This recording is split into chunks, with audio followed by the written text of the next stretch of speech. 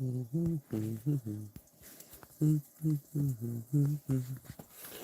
can see. We've got that in the head now.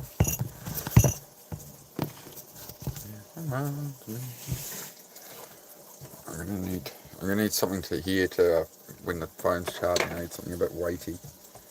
Yeah, that'll do us. Yeah, that'll be good, love. Sharp. Yeah.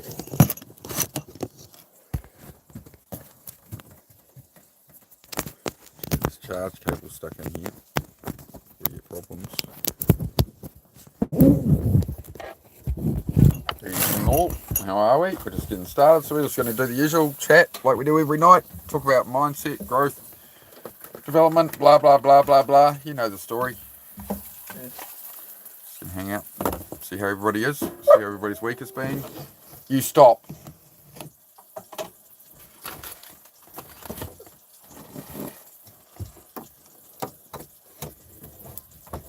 G'day, Kurt. How are you, mate? Heidi? No. She's literally started whining. The moment I talked on live, the dog starts whining. There you go. She hasn't whined for, what, 4 hours? Heidi? No.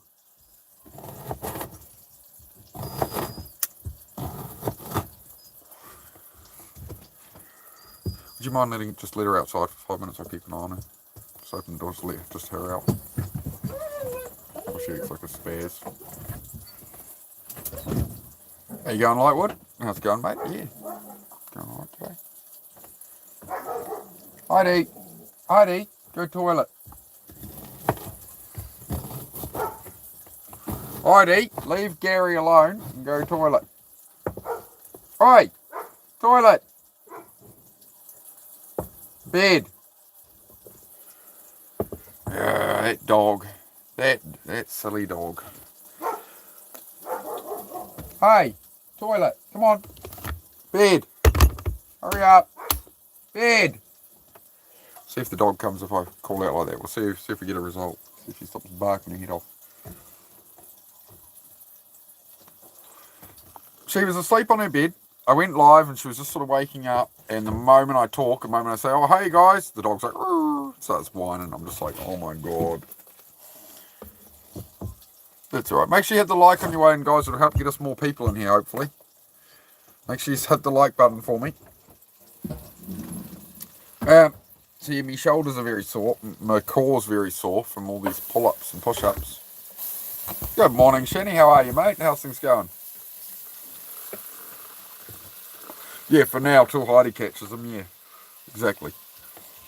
They tend to stay pretty high up the trees, so do keep a bit of an eye on Heidi, though.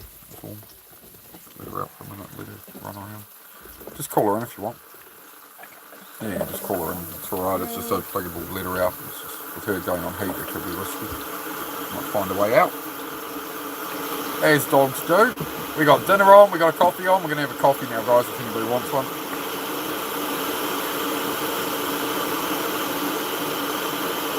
How's things in your world, Shani? How's your week been, mate? Let us know. There we go, there's the likes I was hunting for. I can honestly barely raise my arm. But that's alright, I trained the pull-ups how I wanted to today. So I only did 37 pull-ups today, but I did them really slow, one at a time, slow declines and stuff, so that's what I need to be doing. Now I'll save the last component one.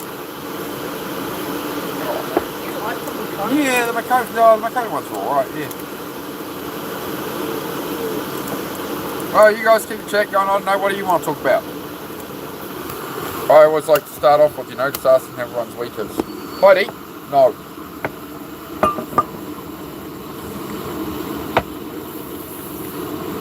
I'll leave a question, guys. Give me one moment.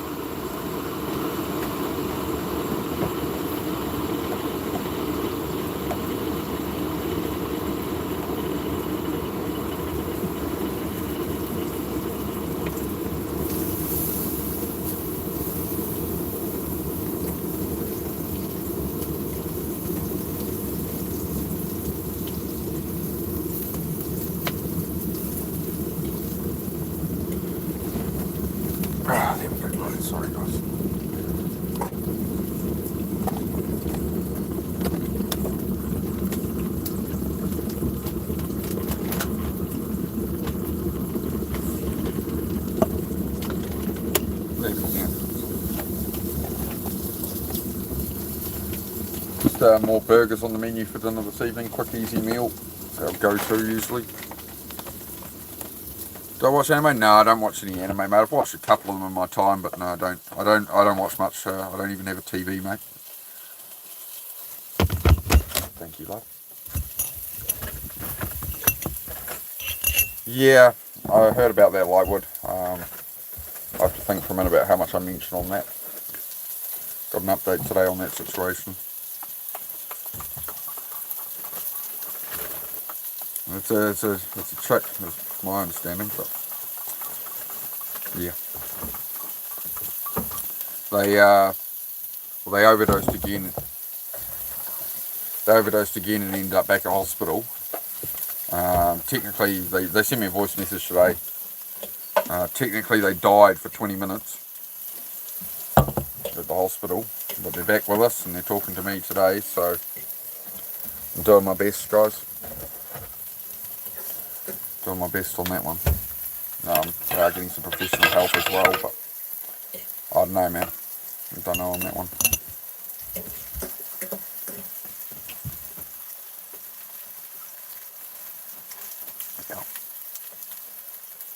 It's reality, eh? That's why these chats are important.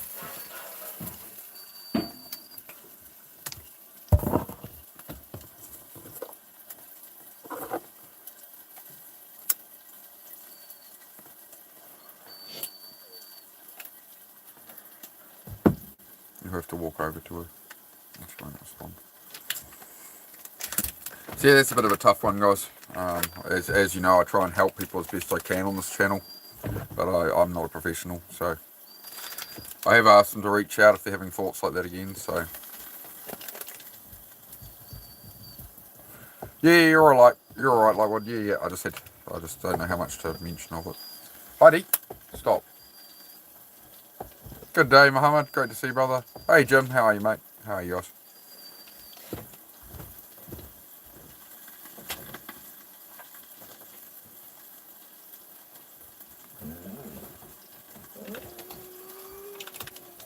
Heidi, don't be rude. You come here, come lie down. Over there. Here. Lie down. Lie down. Yeah, well, no. You stay there then. Stay there and stop whining. From Brazil. Oh, man. You know what I see out of Brazil because I'm into motorcycles is crazy Brazilians on motorcycles, man. The stuff those guys can do on a bike blows my mind. Oh, I'm good. Yeah, appreciate it, Kurt. Appreciate it, man. It's all good. It's just a tough one when you feel you can't help somebody, you know, you're trying. But, you know, I can only help people if they reach out. I think in that state I often felt like a burden, right? So, you know, when people reach out to me that's the thing, it's when people are feeling that way, they don't really want to reach out, they don't want to be a bother. Thankfully, they're getting some help. Sounds like the needs are getting changed and stuff, so might be alright. How is Brazil today, my friend? And how are you going, Jim? How's your week, mate? We're hitting the weekend now. Hopefully you guys can actually hear me over the cooking. Yeah, she's just throwing some stuff on the grill, guys, sorry. What's for dinner?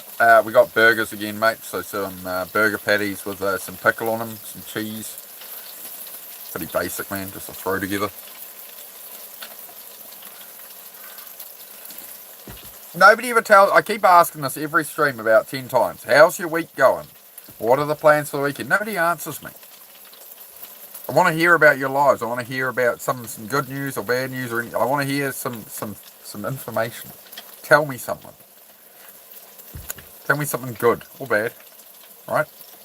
But the whole point of these chats is to run through, like, you know, what you guys have had happen this week or what's coming up on the weekend. You know, to get talking about things you're excited about or plans, you know. Got some ideas.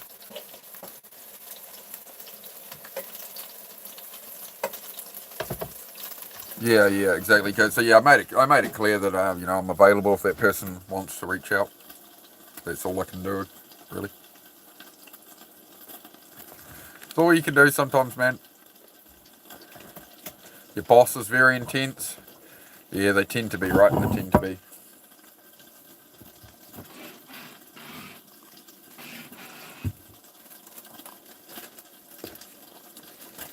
I've had a couple of bosses that were alright, but the majority of them, yeah, were quite stressed out.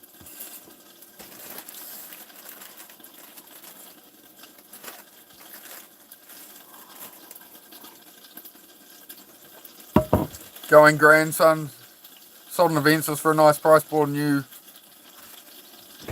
Salsy for the horse. Oh, what's that for a horse? I don't know what that is.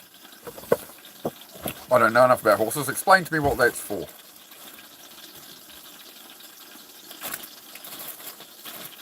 Sounds good. Yeah, I nearly bought something like an Avensis recently. I nearly bought like an Avensis or Corolla of like that kind of 04, 05 era. And I ended up getting a Toyota Dyna. And just sold that. And got a 4-wheel drive Toyota. Another one. So, got 3 4-wheel drive Toyotas now. So that should keep us moving for a while, hopefully. Toyotas don't break too often, but when they do, when you're out here, other things on, it takes a while to sort. G'day, Mandy. How are you, mate? I checked those pictures on Instagram real quick, Mandy, but yeah, I didn't have time to reply yet. Sorry, but I will get back to you, mate. Mandy has done some very impressive stuff on her card game.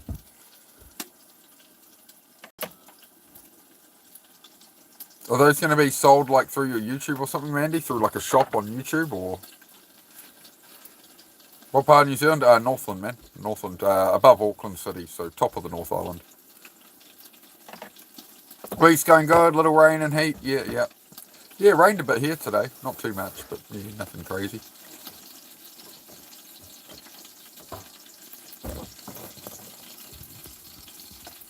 Oh, my first physical prototype for your game. Rad.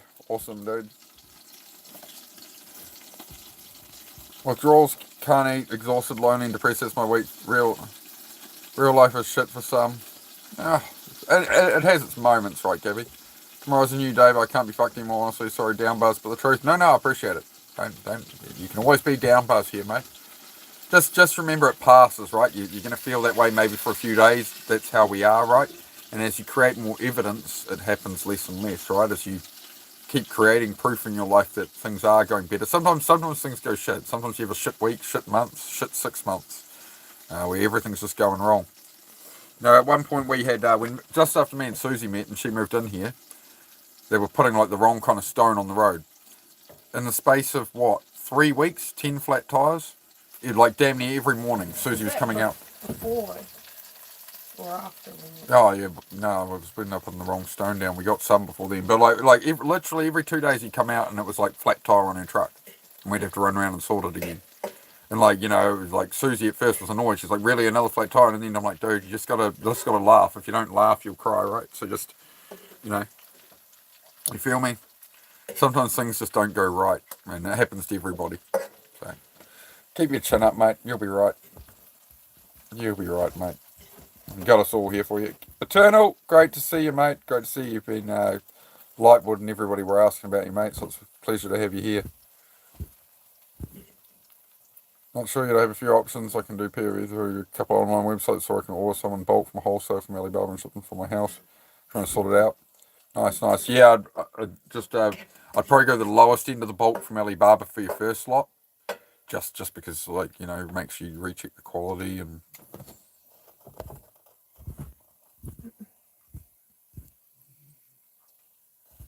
Just chilling. Alright. You over it? What are you over, mate? What are you over? We all feel like that at times. I'm not going to act like I don't, right? I felt that way about an hour ago. About an hour ago, I had that thought. My head just had nowhere. I'm just like, oh man, I just want to give up fucking everything. I'm done being tired and sore all the time. But that's just the brain. It's going to do that to you. Your brain is always going to seek comfort. You got to remember that these things that are happening in your head is not you. It's chatter in the skull, right? It's up to you what you do with it. So just remember that, your brain is just going to throw stuff at you. I was literally just playing a Snake video game, and my brain's like, at me, just give up everything. I'm just like, fuck. It does that. It has its moments. Greetings from Germany, Berlin. Great to have you here, mate. How are you? I've got a lovely young German lady here. This is Heidi, a German Shepherd. So yes, we have a German blonde, Heidi Klum. What's the point? The point is to go on the journey, man. The point is you get the opportunity to go on the journey. That's the meaning of life.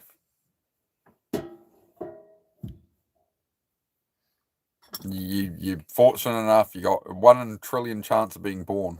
So and you're fortunate enough to have the experience and see what you can do with it.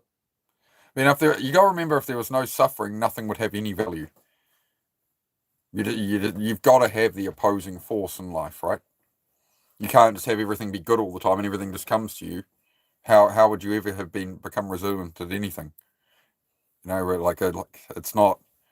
You can't imagine a life where you have no problems. It's all utopia. You'd be bored out of your fucking mind, right? Life's about solving problems and overcoming. We're built to aim. Like, life is suffering, by definition. Life is suffering. So it's about what you then want to do with that. Yeah, but to lose everyone who you care about, but you got to spend time with them. You see what I mean? Like, we're all leaving this earth, right? But you're saying just to lose everyone who you care about. Yeah, but the reason we mourn someone when they're gone is because we care about them. Exactly what you said, right?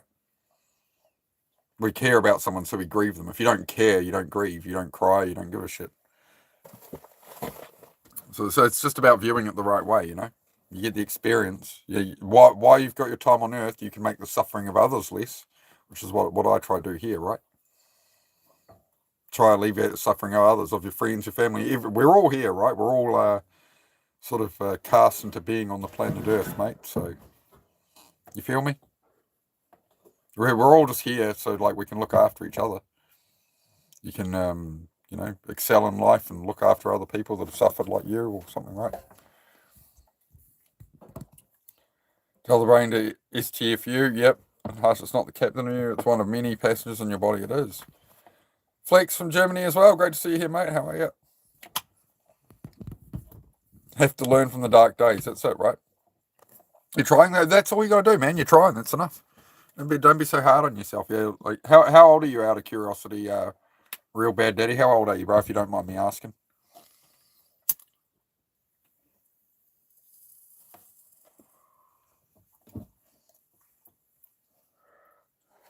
Love from North Sentinel Island. Where the heck is North Sentinel Island?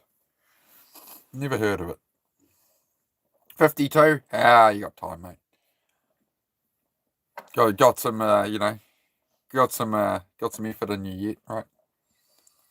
You just keep on moving forward, man. I mean, you got to remember we're all going through it, right? A lot of people act like they're not, and they put on a smiley face and, how are you? Oh, yeah, I'm great. Yeah, things are good. You know, you never know what's going on with people, man. Everybody's got their battles, right? It's just a way, talking about it is something people don't usually do.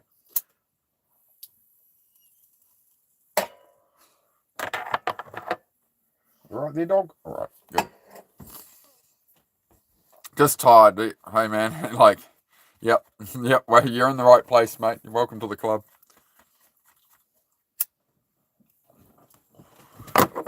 Just remember, guys, like, if you want to add anything to your life, you have to subtract something, right? You have 24 hours in a day, and you're always using all of them between sleep or work or whatever, right? We all have 24 hours in a day, right? So if you want to suddenly do an hour of fitness a day, or you want to take up a hobby that takes you 2 hours a week or something, you're going to have to clear that time. Something has to go.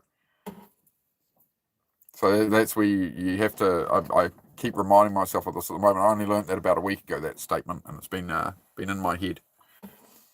You got 24 hours in a day. You're spending it all doing something, right? So something's got to go to bring in something new. That's the only way it can happen. You have to swap things out. Yeah, bro. G'day, Adnan. How are you, brother?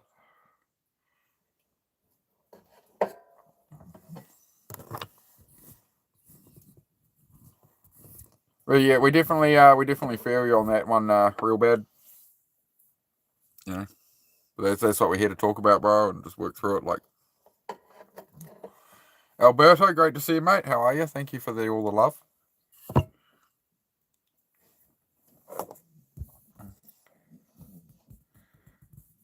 Vanessa, hey, it's a gentleman and his dog, his lady, in a full garage with fixer-uppers. Yeah, someday.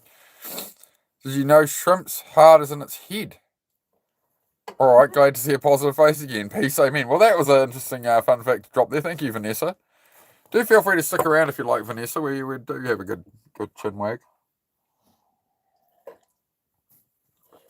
Yeah, I agree, Bad Daddy. Life doesn't get easier. Jordan Peterson talked about this at length, right? Life gets harder as you get older. That's exactly it. You're going to lose friends. You're going to lose family. You're going to lose the people you care about, and all that, right? So life will always get harder. The food will get more expensive. Things will get more difficult. But this is why we grow stronger in the process. This is exactly why we need the suffering. This is why we suffer in our 20s, 30s, 50s reason. It's not for nothing. It's to teach you to grow so that by the time you get late in life and, maybe you only got a couple of friends left ever or none, right? And you're in your 70s or something. It's like, well, hey, I went on the journey, right? You got to have that time with those people. You got to experience life. Just remember, you could have just been swallowed by your mother. It's a crude way to put it, but it's true. Then you wouldn't be here. So, W to that. Nice haircut, mate. Thanks, mate. Yeah, I need to clean it up. I did it on live yesterday. Well, it's true, Mandy. It's true. Think of how many brothers or sisters you have. And then think about how many times your parents probably done it. How much your dad bloody... You're trying to eat. You're trying to eat? Somebody here probably is too. But it's something to think about. Your dad was a teenage boy at some point too. There's millions and millions and probably a billion sperm that didn't become a human being, and here you are. You're the only one that gets to experience life. You didn't end up on a towel or in your dad's Dreamcatcher sock under his bed. Just saying.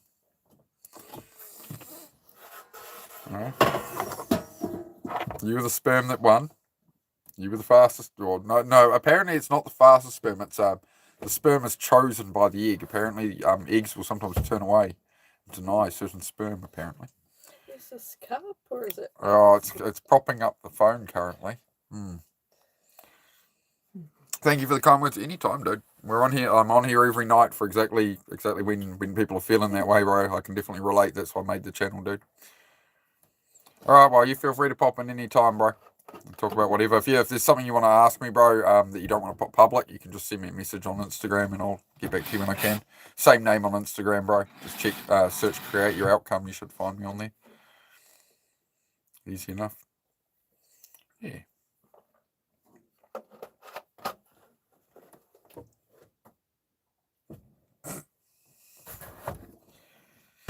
Nice. Susie's mug has currently been used to prop up the phone while it's on charge. So it's just a sculling out of the bottle. Absolute country girl, aren't you? Yep. They don't make them like this. They don't make women like this in the city. I tell you. I had to move out to the country to find one. So it's a top tip for gentlemen. If you want to find yourself a woman who isn't brain rotted by social media, you have to go out to the country and find one. Find a small town and start going into the stores, mate. You'll find one. Please pass me my phone. Whoa, $5. Oh yeah. I've actually got $5. Oh yeah, cash it up. There you go, love. Zed. Oi, stop licking the bed. All the women are 55 plus. Where you're at, well, hey, you'd make a good pool boy, Kurt. She might leave you the house. You never know. Take one for your own team there, maybe, Kurt.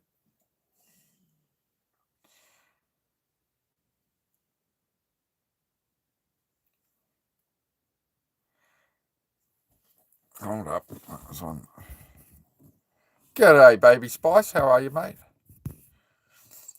Share this with you today. I was called a loser alcoholic because I would not grab a beer given to me. I had that exact situation happen myself, Bean. When I first gave up alcohol, I stayed away from all the friends I always drank with, like every night drinking with them, right? And I'm like, hey guys, I'm gonna Zed. Oi. Sorry, this dog's just trying to lick the bed again. Oi. No, dude. No. Paws are clean. I'm sure you're good. I can't think with a dog going in the corner. I don't think the audience wants to hear it either. So yeah, I had that happen when I quit drinking for about 5 weeks before I saw those friends again, and went round there once, catch up. And they knew I was giving up alcohol. Zed! Sorry guys, the dog is just not listening. So yeah, I gave up alcohol for about 5 weeks, went and hung out with them, and then he went off to get another beer. And he goes, "Oh, you want a beer?" I went, "No, I'm all right. I've given them up, bro." He came back with 2 cans anyway and puts this cold dewy can right on the table, this far away from me, right here in front of me. I'm like, bro, I told you I don't want it. He's like, "Oh, no, that's your choice, bro. Let's see how strong your resolve is. You know you want it. Like, it's there if you want it. That's your choice." And he left it there and walked away. And that was my friend, when you try and quit alcohol. So yeah, you'll encounter people like that. It comes under the, anytime you try and improve anything in your life, people want to see you do well, but never better than them. So if you give up drinking and you know people who drink, they know they have kind of, "Oh, I probably drink a bit much, whatever." So if you suddenly stop drinking, it's, "Oh, you think you're better than me." That's what's in their head. They don't even really realize it, but they're going to start making those kind of vindictive comments and things. They're going to try and drag you back into the alcohol. It's like, you're starting to take a step out the door. So, "Oh, come here, boy." You're like, you're coming with us, right? You're not getting out of this, right? And stay right here with us. So that's where, like, when you make big leaps in life, you get a whole new friend circle. You end up essentially cutting off everybody because you stop drinking, you stop hanging around with those kind of people, that kind of mindset. Like 20 years ago, I used to hang out with stoners, and all we did was just smoke ridiculous amounts of weed and do nothing. Zed. I'm gonna hang on. Oi, here, move. Here, move. Move. Come on. Come around. Lie down here. Stop that. You're good boys, but you need to stop licking. Good boy. That's better. That's good. Okay? Have a sleep. You have a sleep as well. Everybody just have a sleep. Alright? Now the other dog starts scratching. Nice. But yeah. I mean, I wanted to as well, man. I ended up having that drink, Bean, that day. And then after that, I didn't have anything to do with them for over a year, and stayed away from those people, for my own self-control. Hello again from Minnesota. G'day, Grace. Great to see you again. Heidi, your bed. Go sleep. Go lie down. Leave it. No, do not try to jump over the table, everybody. Go lie down. Good girl. Good. Stay. Sorry, guys. This is, you know what's happening in my head when this happens with the dogs is I'm just motivated to build the cabin to get it done, because so we can actually have an uninterrupted stream. I do apologise.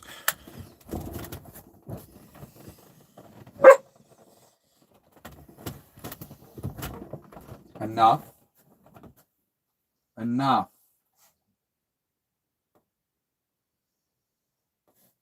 Stop it. You've gone really bad lately now that you're just being real naughty dog. My apologies, guys. The joys of training a puppy. There's some insight into puppies. No.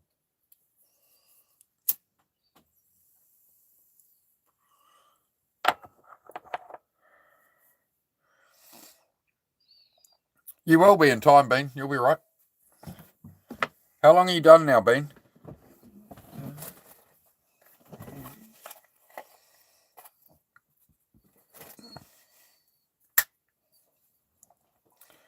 Yeah, I'm well aware. Yeah, Miss Baben, she was quiet for 4 hours. The moment I went live, the moment I said, "Oh, hey, guys," bang. It's the same every day. Come here then. Come lie down. Go lie down. Wait, leave your mother alone. Go lie down. Go lie down there. Stay. No, stay. You can be up here if you're going to behave yourself. Stop it. You're an absolute menace. I'm trying to do a YouTube show, dog. And every time you do this, I literally lose half my viewers because I'm telling my dog nicely, like as nice as I can. You want to see her current state of mind? This is Heidi's brain right now. This is Heidi's brain. You'll see it on her face. This is Heidi's brain right now. The ears are up. Yeah, the whole thing's just rearing to go. I know. I know. But it's night time. This is wind down time. It is. We're trying to wind down. We're trying to have a nice Friday, calm conversation.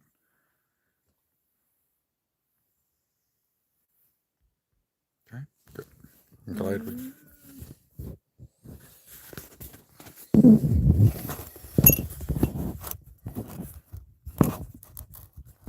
You're a man on a mission. I am. I'm on many missions, actually. Yes. Yeah, there's a lot going on. She doesn't look calm. No, she's not. No, she's just like that some days, aren't you, love? I'm safe now. You can see whoever I'm talking to. You're right here. It's a separation anxiety thing with a German Shepherd. It's if I'm talking to someone, she's going, "Who are you talking to?" And I'm more than 6 feet away from you. So a German Shepherd basically will stay within about a 6 foot radius of you 90% of the time. Now, especially when there's people around, she'll be right there. It's just how they are. Just the breed. Another pedigree Rottweiler. I'd quite like something like a German Pinscher or something.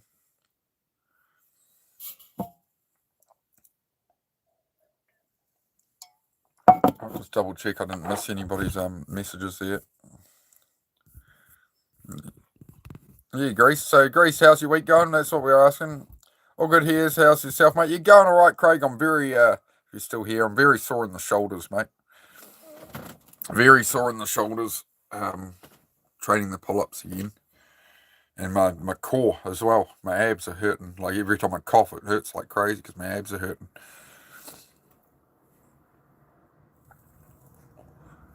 Yeah. Yeah, there's one I was looking at the SPCA, but the problem is they fix all the dogs. It's a German Shepherd mixed with a Staffy. When I was stopped by Whangarei. It was a German Shepherd mixed with a Staffy on the wall there, but the problem is they fix them all before they finish growing, so then you get hip problems when they're older, That's the main thing about getting a dog fixed is you've got to wait till the growth plates are closed, till they finish growing in size, right? Then you can get them fixed, but before then, you screw up their hormones and then they get bad joints. G'day, Sean. How are you, mate? How's that sub count going, Sean? Did we get you any subs yet, mate? We're trying to get Sean's drumming channel to 50 subs as well. How are we getting on there, Sean? How many subs you got, mate? Yeah, should be alright, Kurt. Yep. As long as you guys throw each other a just make sure you like and comment on each other's posts and stuff, like engagement with the channel. If you just go to a channel and sub and then leave, it'll scrub the sub off. So 31. Alright, we're getting there, mate. So what's the plan with the drumming channel? Sean, are you going to do like videos on teaching people drumming and stuff, or live streams? What's your plan, dude? This is exciting. I know Sean's true passion is, drums.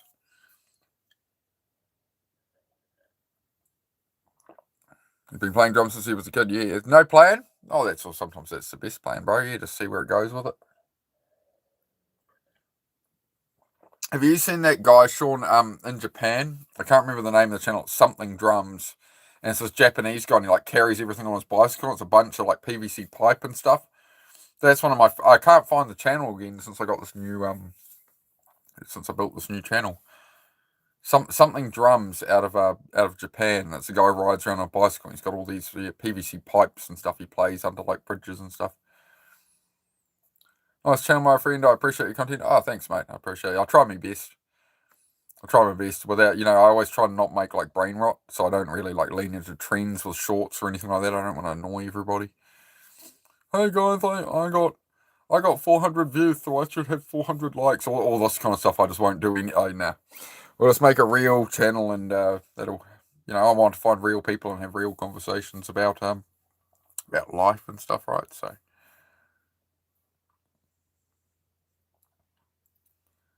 Play the buckets one time, Sean, on your stream. They're drumming. Yeah, I can't remember his name.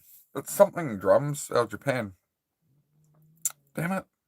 I didn't used to know what it was called. Yeah, he was highly entertaining. Oh, Zwick. Okay. Maybe it was the title had the word drums in it. Yeah. So yeah, he like rides a bicycle to locations and he's got everything set up and he like sets himself up and yeah, goes live. It's like there's this like big bowl cut on this Japanese dude bashing away on some freaking awesome buckets and pipe. Yeah. Sub to my digger's music. Yeah. It's just when you're in that right mood, right? Yep. The guy's legendary. Yeah. I mean, hey, it's just what happens when you do something different on here, right? Like the most viewers I've ever had on here was it yesterday morning when I shaved my head, right? I gave myself a haircut on live, shaved my head and my nose like that. We held 35 viewers. I've never seen 30 viewers held in here ever. We've held like 24, 28. I was hoping someday we'd hold 30 consecutive viewers, but people don't stay long enough. The average view duration here, honestly, is like 3 minutes usually. People kind of just buzz in and they're like, yeah, hi. But when I was shaving my head, held 35 viewers. Fortune chops on the deck. Yeah, exactly. Fortune chops. Yep. That's it, Falcon. Good to see you, Falcon. How's your week, mate? Hope you're well. Gaming channel got pushed hard in January. Yeah, I mean, it would make sense of school holidays and that, right? I noticed the numbers went up on a lot of the fitness guys even just when the school holidays were on, and now the numbers have died off again, right? And then you could see it in their chat of who they were getting. And, you know, I do monitor a few people's sub counts here or there, and yeah, it's definitely you know, you get these peaks of school holidays and stuff when there's more people on. But yes, Bean, yep, we'll get there in sometime in the next week, I think, bro. Definitely need a day at the beach.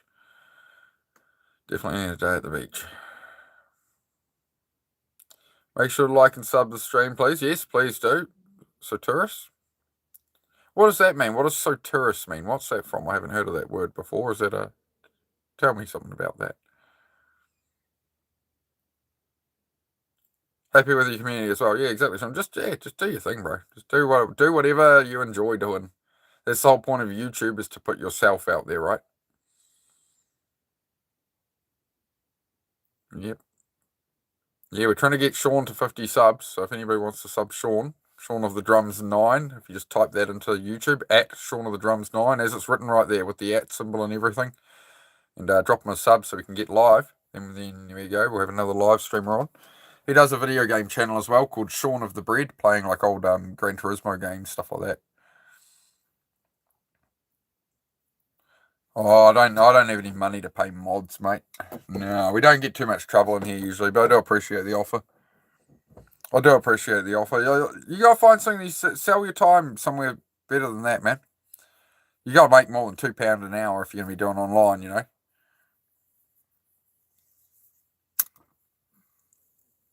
Think of how many hours it would take to pay off your phone that way. Try find a better way to do that. It could work with a bunch of cheap phones and that, and you're modding like 5 channels at once or something, but you know, it would need to be a big channel. Maybe. Could work, but you know what I mean? Yeah.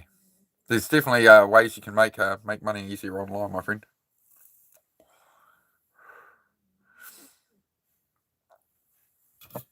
Your time's worth more than £2 an hour. In New Zealand, mate, New Zealand. I put the kiwi fruit there in the question. I was hoping it would alleviate some of the New Zealand-Australia confusion. See, kiwi fruit.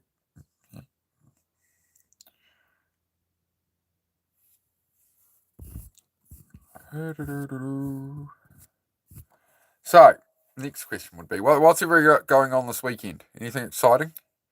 Somebody tell me something, some good news, something good coming up. Or bad, I don't know, what's going on? You're next door over in Aussie? Yeah, mate. Good to have you here. Leanne Cooper. Yeah. Oh, I was going to say she must be asleep, but no, she's just sitting here looking at me. The dog is just sitting here looking at me. She's alright when she's right next to me. As long as she's that far away, she's alright. She'll chill out and stop whining. Settle her down a bit. Alright. This is an absolute... I need to get one of these magnetic charger tripod things or whatever, because I'm like, it's sitting on the charge cable right now. It's wobbling around. Lack of equipment as always. No, you can say it, mate. You go ahead. We talk about all sorts here, right? We talk about all sorts, but I do love my preferred topic, honestly. Well, preferred when it's needed is when people are going through something and need some advice, right? And we can all talk about it. You know, they have an idea that all their friends are knocking down or something, or a relationship's gone bad, whatever, right? They need some advice to get back on track. They're feeling depressed. That's my main thing. I like to tackle. That's what I draw the most from on this channel is helping people with just a conversation about what's going on in their life and what they need help with. It's the main purpose of the channel. Beyond that, we hang out and we just have a good vibe and chat. But yeah, the tough topics do come up. If you stick around, they come and go.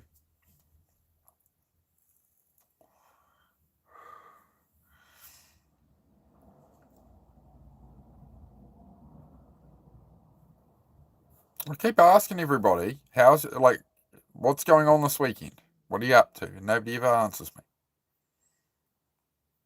Disappointing, chat. Disappointing. No, nobody's got something exciting coming up.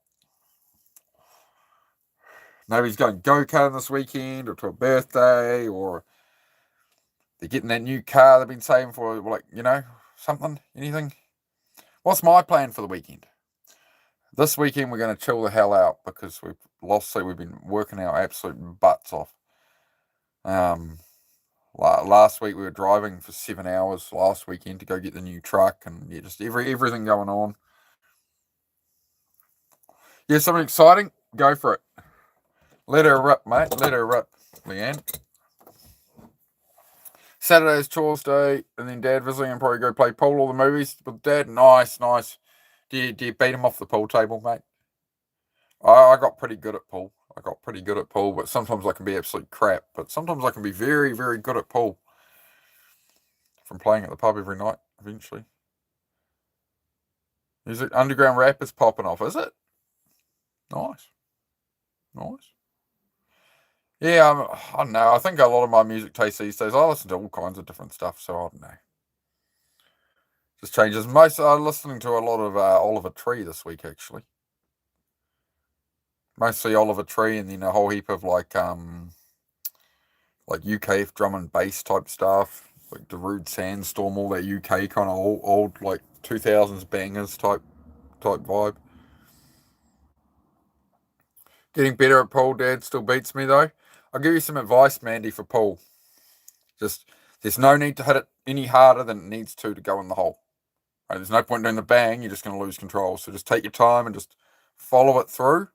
It's like a dart, right? You don't throw a dart like that. You flick them off the wrist and you just let them fly and spin, right? Same with pool. Just let it contact it and just follow it through and just get used to that gentle touch. At least if it misses, you're going to be very close to the pocket or you block the pocket, right? That's the thing that'll help you win games. You can start blocking up pockets that everything you don't sink, you've blocked a pocket or you've got it very close for you to get it after that. So that's how you get them, mate. It's the best thing I learned in pool was just that gentle approach. Yeah, it always says to hit it softly. Yep, just enough to get it there, mate. I love doing that on a pool table. Yeah, start blocking up all the corners. I'm a dick like that.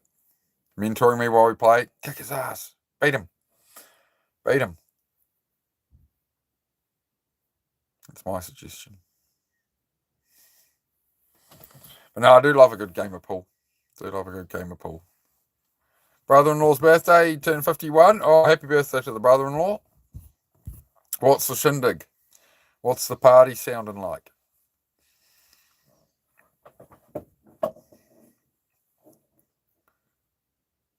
Used to play right hand versus left. I got quite good at pool at the behind the back shots. Like I could, if I had to get on the table, I'd sit on the table and I could put it behind me, and I could get it pretty accurate. Not those kind of back shots. Jesus, dude.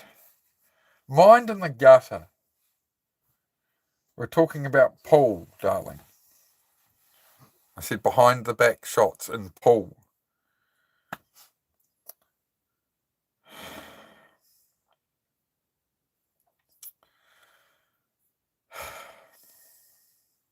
Jesus.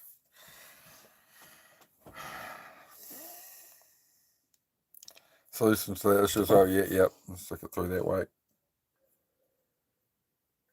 You don't have to change the topic now because of dirty mind over here. Oh, I don't know, guys. Minds in the gutters. That's the problem. It's the problem with the world. Kids these days. Am I old enough yet to say that and be like, kids these days? I feel like I am. I'm 39, but I thought I'd hit that point like 60 or 70. Be like, the youth these days. I felt that since I was about 30, 35. Oh, kids these days. Don't know how good they have it. What I got a question actually. Does anybody know how these kids are affording e-bikes in America and stuff? These are like multi-$1,000 electric bicycles. How are they buying them at 12, 13, 14? Is it only like rich kids' parents buy them or what? Because it's like, you know, when I was a kid, I wanted a $200 PlayStation 1 and I had to ride around the neighborhood and wash people's cars in the neighborhood, knock on doors to get half the money if I wanted that, you know, for a whole year. And I had to make it. It was a bit over half the money. They said, oh, we'll put in some. Oh, they're stealing them. Oh, okay. From the rich kids. Okay. How did that kid in town afford one? Yeah. Good point. Yeah. Yep.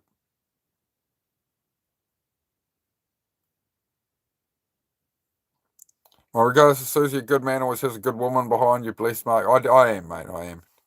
20 years of suffering to find the right one, though. So never give up hope. I had for a while. I was like, oh, I guess I'm spending my...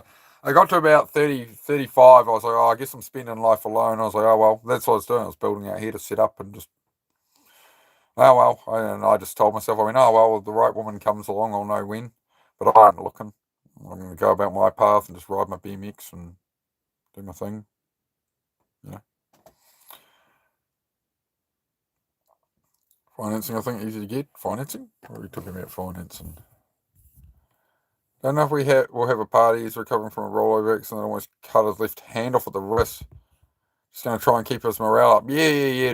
No, not too much of a shindig, but yeah, for sure. Oh, jeez. What did he roll over in? Off-roading or farm or tractor? Or... Bloody hell.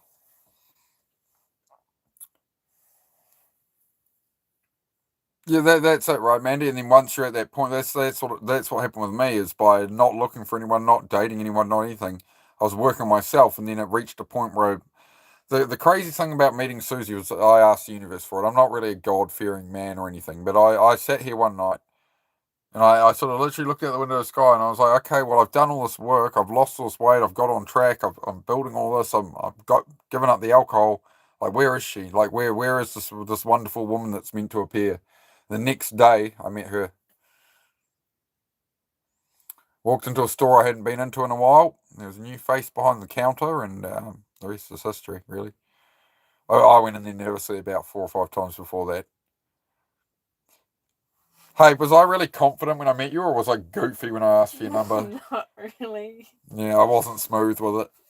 It was awkward as. Give me your phone. Yeah. I'm just like, oh yeah, well we could go beach sometimes. And she's like, oh yeah, my number, and she's like, oh, just give me your phone. I'm like, okay. Susie took charge of that one. I had it. I'm brave. I was scared. Still am. So yep. But as I said, like we were, as the crow flies, we've been 3 miles apart, less than 3 miles apart for 15 years, from where her family's place is. It's a 40-minute drive. But when you look on the satellite view, there's basically a river up the middle and we're either side of it. And we were 3 miles away from each other for 15 years.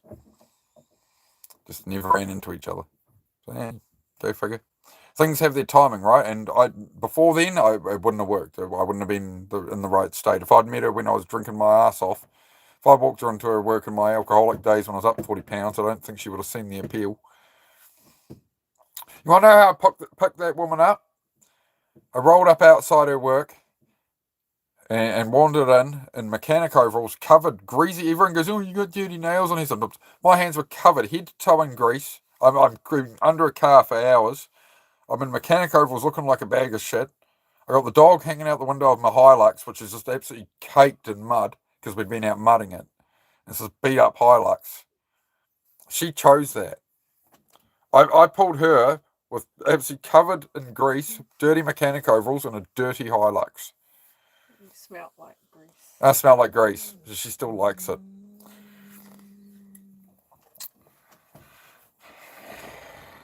I'll come in with my overalls on. I'm like, oh no, they smell good. Oh, what have you been working on? There's something wrong with her.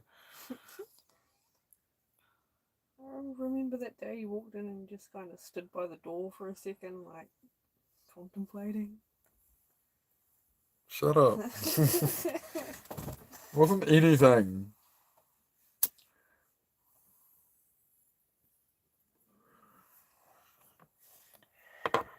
Joke's on you. You had to serve me at your work. I was a customer. You had to talk to me. Ha! Sucker. Sucked in badly. Sucked in badly and love you madly, mate. Go team. Alright. Meant to be, yep. So there you go, guys. Make of that what you wish, if you're religious or not or whatever, but there's a fair few things kind of sort of aligned there.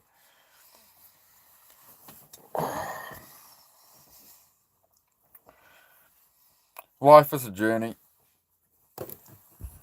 Made a lot of mistakes due to alcohol mechanic too. Yeah, that's exactly what happened in my case, man, was things started to go bad with what I was trying to do with cars and that, and paying the bills and the buildings I had leased and stuff, and it all just started going bad, and the relationship I was in was extremely toxic, and yeah, ended up an alcoholic by the end of it, and that was that. And yeah, everything was pretty sunk, man, by the time I managed to salvage things just in time, to be honest. If I'd left it another month or something, my situation these days would be very different. But that's all right. You make it out, you know. And that's where the next phase of being stuck was, after the alcohol, was the how do I put it? The phase of being in that hole and being like, okay, well, I've given up the alcohol, but like I'm still here. I'm fucked. Or where to from here, right? And like, you know, looking back on what's happened in that time with the alcohol and being like, man, look what I've done to my life. Like I'm a flipping idiot, right? But you just keep moving forward. Some days suck, but you know, these days I'm pretty damn content, mate. Yeah, exactly. And I figured after all that I'd come on and try to share my experience and talk about it and try and help anybody else I can, right? So I'm always, you know, absorbing podcasts and stuff and whatever, and trying to learn more and trying to understand things better, and you know, so we can talk about it. Strong as, I mean, thanks, mate. I appreciate it. Yeah, I'm not trying to go for like pity, tragic origin story or nothing. I'm just saying, you know, life has its challenges. Everybody gets shit thrown at them, you know. I'm gorgeous, thanks, mate. Yeah, she's a lucky lady. She's more gorgeous than I am, though. See, she's the gorgeous one. See, I'm just an old man at this point. Look, all these wrinkles. Becoming an old man, you see. Good to maintain a sense of humour, don't you think? Exactly, mate. If you don't laugh, you'll cry when things go to crap in life. You know, sometimes it's good to cry it out a bit, let it out. But you know, sometimes when things just keep stacking up and going wrong, you know, you're gonna have a total breakdown if you don't have a laugh. So you just go, oh, of course, rather than like, oh man, these bad things always happen to me. It's like, heck, man, of course this is happening to me. Of course it is. Icing on the cake. But rather than being like angry, it's like, oh, of course, fresh challenge, right? Just kind of, just the small little reframes in the mind change your perspective, right? Just some silly little statements, jokes and shit in your head.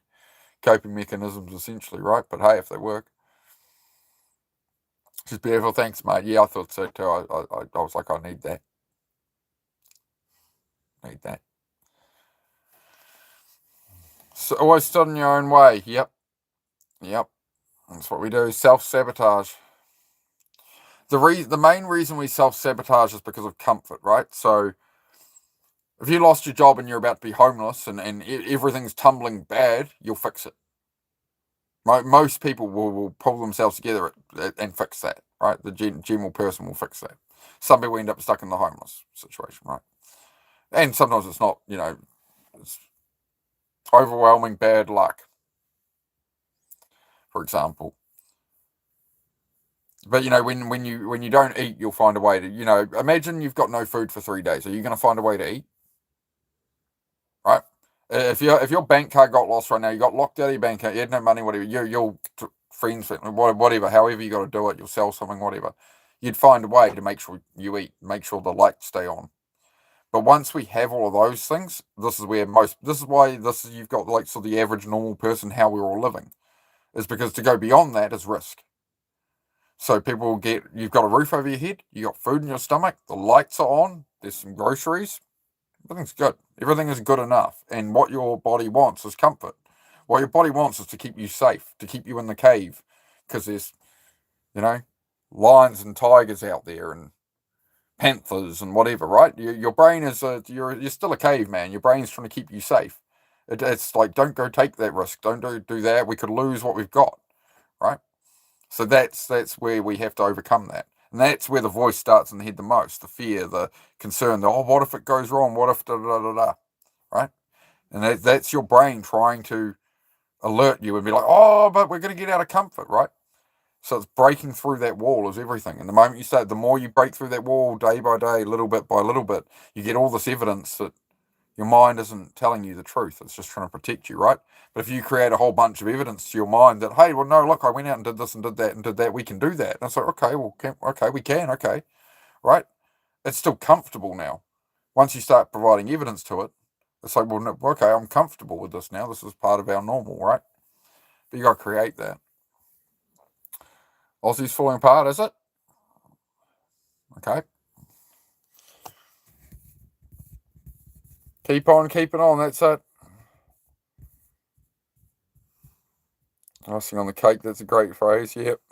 Straw that broke the camel's back and all that. I like that. Aaron Lee, keep on keeping on, that's it, right? Greetings, user. How are you, mate? Hope you're well. I had a lot of limiting beliefs as well, like believing that success is for special people or geniuses or the elite or whatever. But it's not for me. Yeah, well, after seeing the work you've done on this card game, mate, it's very much for you. It's beautiful work you've done there. I'll show you that later, Mandy's card game. Phenomenal. Yeah. Top tier. I want it.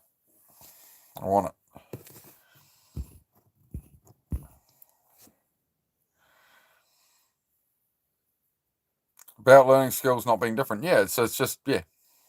Anybody can, well, especially as I was talking about with AR and stuff, like pretty much anybody can learn any trade, anything now. You want to know how to pull a motor out of a certain car. You want to know how to build a deck for your house. You can go on YouTube and there's video after video of guys, well, here's how you build a deck. You don't have to go and learn all this stuff and pay everybody to do it. All the information is available if you want to take on these things, right? Like, to build my cabin, they want $60,000. I'm like, I'm not paying $60,000 for it. Mostly, I didn't have $60,000. I had about $60 at the time.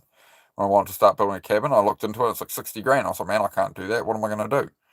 And then I looked into actually building one and buying secondhand materials and cobbling something together, and my ability to do that. And it's ended up, it's literally like $55,000+ I don't have to make by doing it myself, just chipping away at it. It means it's a whole heap of money I don't have to make. It's like fixing my cars. It's like, oh, just pay a mechanic. It's like, well, I can work on all my own stuff. I am a mechanic, so. Oh, but you got so much on. Just start paying people to do it and sell things and whatever. It's like, man, then I've got to earn all the extra money to pay them. I'm going to go and work at something else to pay, just hand it to somebody. So I don't know. The more you can do yourself, the easier things are, right? It's like, taking a packed lunch to work instead of, buying at the lunch bar every day. I did that in my 20s. I'd hate to think how much money I handed to the owners of lunch bars in industrial areas in my 20s. At work, oh, it's morning smoker. Oh, all right, go grab a pie and a drink, right? 3 hours later, oh, today we make a macaroni cheese for you, my friend. Oh, macaroni cheese. Oh, we make a big one for you, $10. Oh, yeah. Right. I was losing damn near half my wage a day to the lunch bar lady. They always, I always fell for it when they all knew me by name at every Chinese takeaway and stuff. They all know me by name everywhere I go for takeaway food. It's probably not a good sign when you walk in the door. Oh, hey, Mark, how are you today? And it's like, oh shit, I'm probably in here too much, aren't I?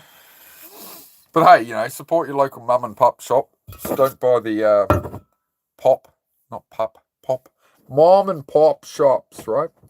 That's the businesses you support, right? Those are the ones to look after, not the big chains, that aren't selling you real food. Find yourself a good small tucked away in the shops in the suburbs somewhere. If you're in the city, tucked away in the suburbs somewhere, there will be an excellent Thai food shop, and there will be Chinese takeaways, like real small, like they'll usually have round tables in them, a few little seats. Find those places that do takeaway of that. Not your usual, small, like, fried rice, whatever everyone just sit there. If it's got round tables in it, that's how you know it's a good Chinese food restaurant. That's my top tip on that one. I've got a real deep thing for Singapore fried noodles with like barbecue pork and prawns in them.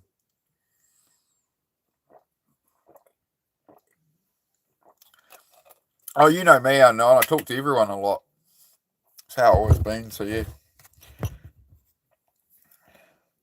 So Susie said that. I asked Susie at one point. I said, "Oh, surely there's lots of eligible bachelors coming in around your work and that you meet." And she goes, "Yeah, but none of them talk." I never said yeah. Right? No. But you were just like none of them ever talk to you. Yeah. Anyway. So it was interesting. That's what she found. Like you didn't want to date a Gen Z guy, right? Because what was the reason? They were all brain rotted, broccoli cuts. Yeah. So there you go, guys.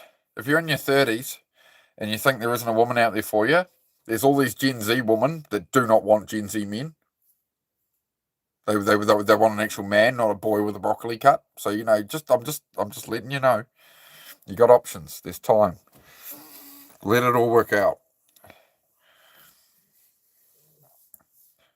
My brother chats to everyone so they know I'm like that too. Yeah, I've always like that. I always talk to the staff. I'll always try and be the person that goes into a store and doesn't talk to them about the frickin' weather. Because that's all they hear all day is people talking about the weather and stuff like that, right? Or they're in a supermarket working all day and the people are like, oh, the grocery prices are going up. Oh, you move the price. And they're like, yeah, imagine how mind-numbing their day is. So you try and have a conversation about something else. Especially if you can spot for me, it's if I can spot a cool car in the car park of a workplace, I'll be like, oh, whose is that out there? Oh, yeah. And, start yarning with that person about whatever I come in for, but their car as well. And, give them a mental break for 10 minutes from their job where they're just, everyone's like, oh, the weather, it's raining, it might rain later. The skill in my mind, yeah. Gift of the gab, they call it, yeah. It comes in handy here too. All right. Everybody's had a good week then. A mixed bag, right? But everyone's getting through it all right. We're doing good. This is good. What am I up to out of my million pull-ups? We're up to 97 now. 97 at day 3. Copping more abuse on Instagram today from the fans of this fella. So it's been fun. Oh, it's going to get messy, this whole thing. So, by the way, actually, I'll type it. Can you pass me your phone? Could you open the stream, if possible? Or are you working? That's all right. What stream? No, just pull up my stream. I just want to type something in the chat. I'm just going to type my other Instagram, guys. So if any of you have Instagram, I've started a channel for the Million Pull-Up Challenge. All right.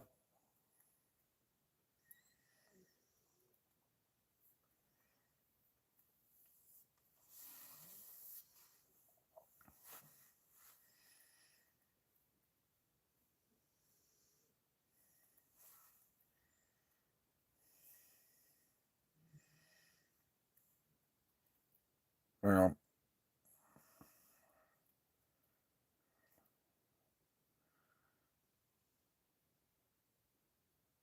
No, I can't pin it off that one. There you go. You have that.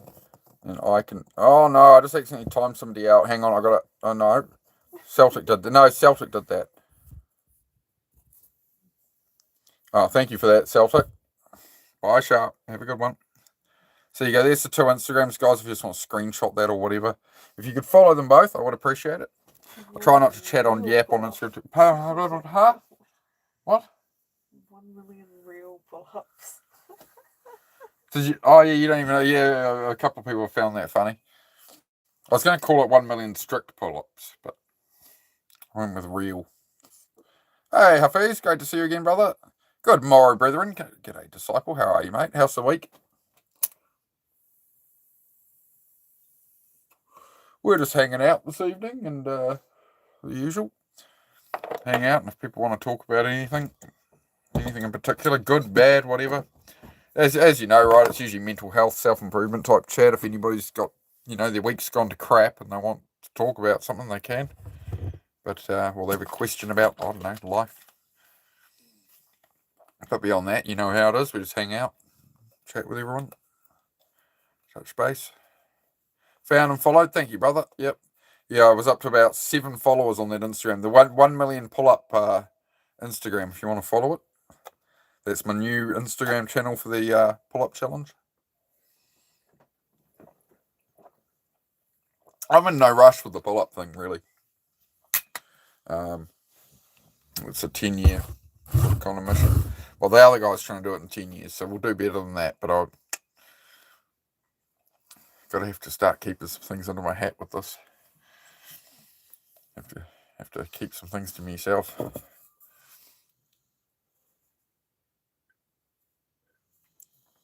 But it should be a good laugh with the hate I've already received from a few people on this channel. It's fine. It's the internet, right? This is the perils of the internet. Right, join your stream a little earlier. The comments is not showing in to you and others. Yeah, sometimes it'll do that. Just YouTube, man. If you just close YouTube and open it again, or swipe off, swipe back. Yeah, sometimes I'll load without the chat, brother. Just YouTube being YouTube, man. Sometimes it'll. If YouTube does anything weird like that, just close YouTube and reopen it. Usually fixes it, man. Yeah, does some weird stuff sometimes. Yeah. Yep. Exactly. Well, as I say, guys, you guys lead the conversation here. So, what do you want to talk about? I can't just start harping on about discipline and motivation and shit without it. So, you got to prompt me. You got to ask a question that I can flow my mind into. It's a busy place up here. No vegetables, can I ask why? Yeah, I don't eat vegetables, bro. Toxic to humans, so I don't have them. I have the pickles. A little bit of pickles. But yeah, vegetables are toxic to humans, so I don't eat them. Clog up your arteries, mate. The old narrative was it was a steak and fatty foods would clog up your arteries, but it's the vegetables that'll clog up your arteries and all the processed carbohydrates and stuff, right? No, not stupid at all. I haven't eaten vegetables for 20 years. I'm still sitting here, still standing. Yeah, do you know who gets the highest rates of heart disease and cancer? Vegans. Like triple the rate of a normal diet. So the diet I do with carnivore diet is essentially how tribes and stuff eat, right? And these tribes never had diabetes, they never had cancer ever or anything in their society. They didn't have any of these problems. They didn't have any clogs in their arteries at all. And some tribes got introduced to a modern diet, and they bring in all these food parcels and whatever, and they bring in rice and all this, and all these people start getting cancer, all these problems. Yet the tribes that are still eating just meat, they still, at 80 years old, they cut them open, they've got an artery like it's brand new. So, no, it's literally hunter-gatherer. Yes, hunt the animal and then gather the fruit, not eat the plant. That's why plants are bitter. What do you do to make a bitter salad taste edible? You put a fatty dressing on it. You put a fatty, sugary, sweet. You put a sweet or fatty dressing on it to make the bitter thing taste good. This is why children spit out Brussels sprouts. Brussels sprout is one of the most toxic vegetables. It has like 71 toxins in it. So you put a Brussels sprout, spit it out because your brain knows. But if it was a piece of cake, this is why will a child go with a piece of cake but won't eat a Brussels sprout? It's not just like an underdeveloped palate or something.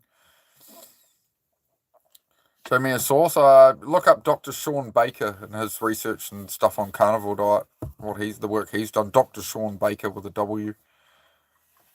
But yeah, so plants can't run away. So the reason you shouldn't eat vegetables is people go, vegetables have all these nutrients in them that we need.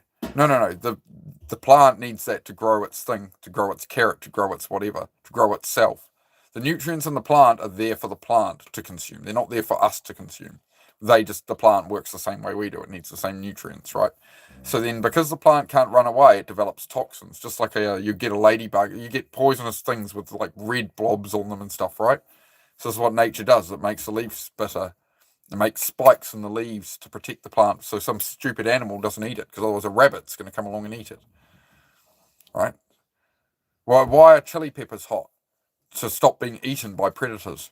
That's why they make like a jalapeno is spicy, so a predator doesn't eat it. That's how the plant evolved. Right? So they're all just trying to protect themselves. Well, I'm not saying you have to agree with me, but I did a heck of a lot of research on it and came to that conclusion. It's just my opinion. But that's why I don't eat vegetables. Because by the time you cook them and you cook enough of the toxins out, everyone's you can cook them and you lose most of the toxins. Yeah, you lose the nutrients in the process too, so what's the point? Yes, he is. Dr. Sean Baker, SHAWN is the spelling of his name. Dr. Sean Baker was an orthopedic surgeon. He got let go of his job at the hospital because instead of suggesting they do surgery, he would change their diet to a ketogenic diet, and the person wouldn't need a surgery anymore because all the inflammation would go away. And he's talked about how hospitals are run as a business. So if a hospital is run as a business, he was essentially turning away the customer. It doesn't matter if it's covered by insurance or what. The hospital needs the surgery jobs, and he was getting his clients to not do it, going, you don't need surgery. We'll change your diet. Right? You are what you eat. So...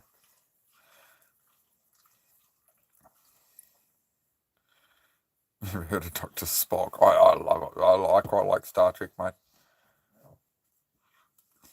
An ex-surgeon who's scared of surgery. No.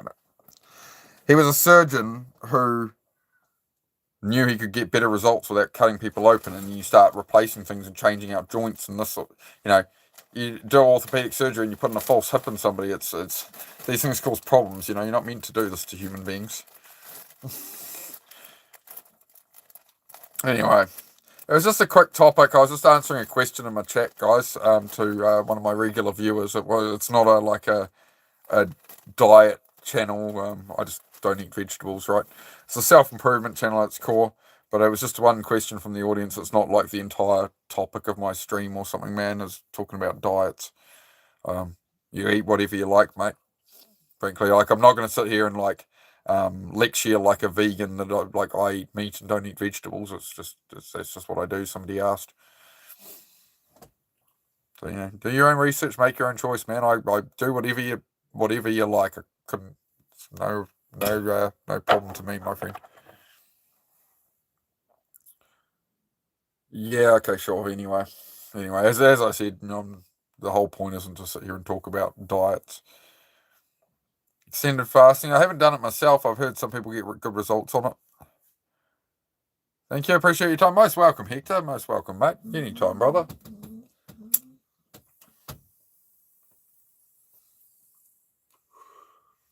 As I say, we're not having a deep conversation about it all. We're not going to go down hundreds of hours of research into why I don't eat vegetables. You can go do your own research if you like. You're probably not going to. So just a quick little comment to somebody in the chat there to cover the topic. No stash, no. Dogs this is chilling. She's just zoned out. She's finally not whining for once. That's a good change.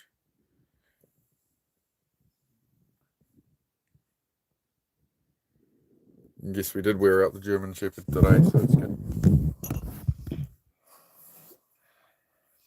Oh yeah, Rise, as I say, man, each to their own, dude. Each to their own. It's interesting the viewers spike up when I start talking about diets and carnivore and that, but yeah, then we get the people starting to argue and it just goes messy. But yeah, as I say, don't eat vegetables. I pretty much live off steak and eggs and a little bit of milk, some bacon occasionally.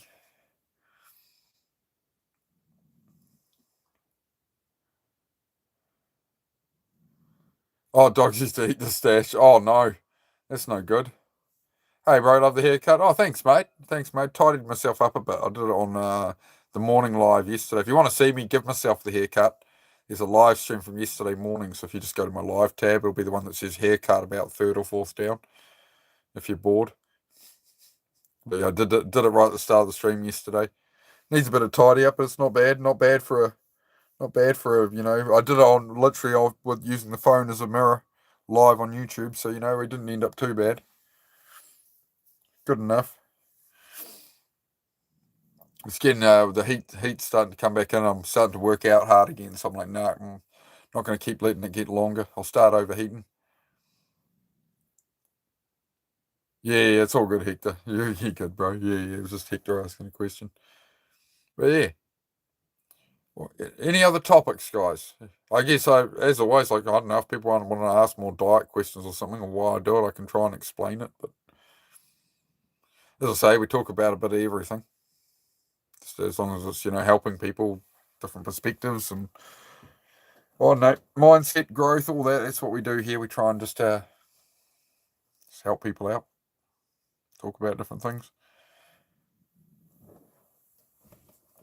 Now, on carnivore diet, I lost 2 pounds a day from eating at the pub, eating pizza and chips all the time. I went pure carnivore diet. I lost 2 pounds a day.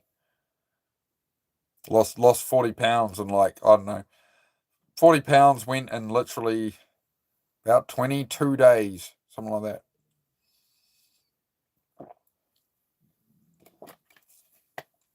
Just enjoy listening. I like it, mate. It's good, yeah. Well, you'll definitely enjoy when we get back to actually working on cars in the garage again. We're nearly there on that. I'm going to get down the garage. I haven't been in the garage for a few days. I took a few days off the garage, to be honest. As you guys know, I've spent weeks and weeks in there, so get back in there, do a final push, final few days in there. Get the cars back in, start putting some engines back in, and start getting some of these cars sold. We're going to be stripping out 3 cars and sending them off to the scrap man. Things like that. Why does it look like my mouth's out of time? Stupid YouTube. Change the filter in the truck.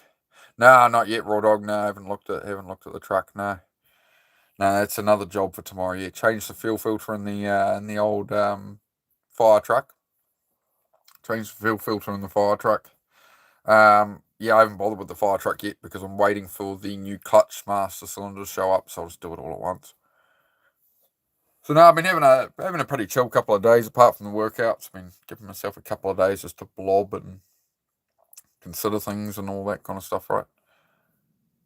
Been making some reels for the new Instagram account and the pinned comment there, the 1 million pull-ups challenge one. So we've got a few reels up there. I've got to make a lot more content for that channel. We've got to keep that going. So now I've got 2 channels to make content for, so that's good.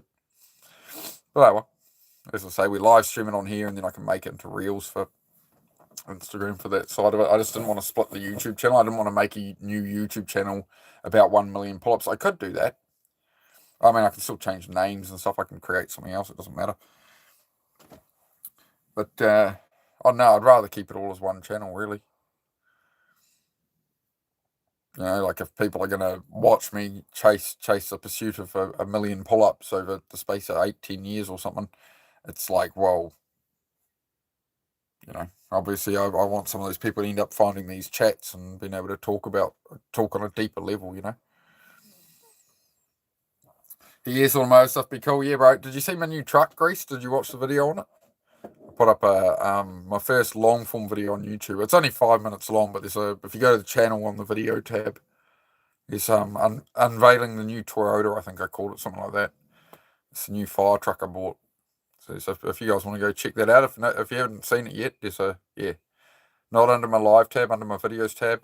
I tried my best editing. I am looking for brutally honest feedback. If there's anything you think I can improve on in it, I'm going to do that kind of style video. I really like the intro myself, but seeing the fire truck stuff, yep, sweet. But yeah, that's what the daytime streams will be more of. Now the garage is getting more finished up. I actually finally get back to working on cars. But the channel was doing really well when I was actually working on cars in the garage. We had 25 people watching me work on cars, and I'd talk while I'm wiring stuff and whatever. It was a real good vibe. But then I decided to refloor the garage, and it's kind of like, you stream cleaning up a garage, people tune in and they see just mess everywhere, and it's because everything's been sorted through, and they don't stay to watch that, They stay to go, oh, why is everything such a mess? And then they leave. So, you know what I mean? It's just how it is. So, learning YouTube is interesting. If you're a channel creator, learning how the algorithm works a bit and all this stuff, and what an audience will respond to. You can't make it totally bloody boring. Oh no. What are we doing this weekend? Nothing. Kick around home.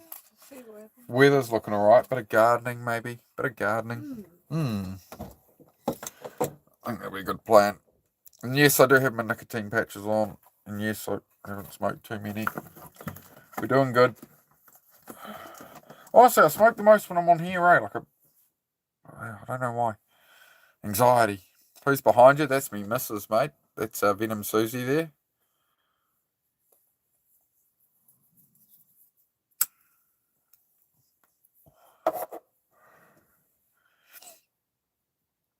Hard to please them all, I'm learning to. Yeah, exactly. It's a very my channel's a very variety content channel, which I think is a good thing, right? There's a lot of channels niche down, and it's like they just do workouts or something. Whereas here, I just show a whole heap of my life and try and just inspire people through it all, right? That's the idea. That's the whole concept, is try and help people with depression, ADHD, all that kind of stuff. Like the battles I've been through, just try share whatever experience I can, give people some hope, If I can, you can. So, there you go, that's the point of it all. It's interesting when we get talking about cars or motorbikes or something, that the chat will take off, and there's all these regulars that are into cars or motorbikes or something, and still everyone's got a story of a bicycle as a kid or something. We get into some funny stuff sometimes. Just depends where the conversation goes.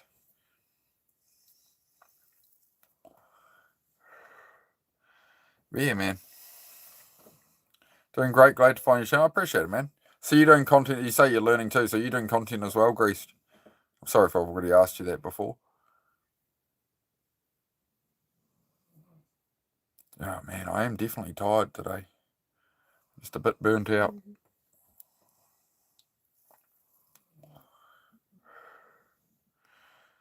I do need to start getting to bed earlier. It's kind of turned into me going to sleep at 11:30 at night again and stuff, and then I'm up at 5. And it's just not enough. It's just not enough. I need more sleep. I've always liked my sleep. My sleep, the best my sleep ever was when I was pure carnivore diet, and I'd go to sleep I'd be asleep by 10 p.m. and I'd get up at 4:30 a.m. and that was the best my sleep ever was. The best I ever flowed was pure carnivore diet. I'd get up, make some steak. I'd have a coffee in the morning. Variety plus live stream too. Yeah, I mean, yeah, the channel is really in its infancy, man. To be honest, we're 6 months in. If that, when did we go live? February 7th. I went live. So we're what, 6 months in. When the Land Cruiser's fixed, we're going to be doing a full tour around New Zealand, right? Because she hasn't seen the South Island. I've seen a bit of it, but we're going to. Been there once. Yeah, I've been there once, but yeah. Not properly, right? So we're going to go travelling in a Toyota Land Cruiser and stay on the road for a while and stuff like that, right? So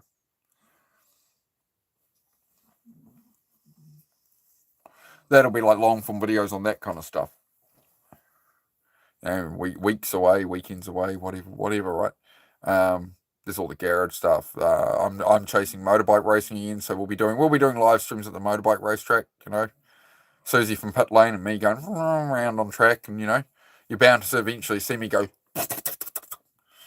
because I'm really good at it. I can guarantee my audience that will happen at some point on live stream. It will, because that's what happens when I go to a racetrack. I push it and I push it and I push it, and eventually I get it wrong, because that's where I learn where the bike lets go. So eventually, now I'll try not to hurt myself. No, that's not the general idea. The general idea is to stay on the motorcycle. It is the objective of motorcycle riding and motorcycle racing, is to stay on the motorcycle on the racetrack. Yes, it is advantageous, darling. I would agree. Certainly hurt last time.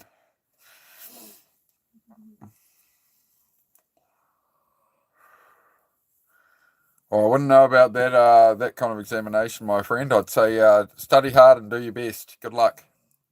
Godspeed. Godspeed, mate. Hello again. Hey, Eternal. Good to see you, mate. You doing all right today, Eternal? Cat's been worried about you, mate. Yeah, you doing all right? Nice to have you with us again.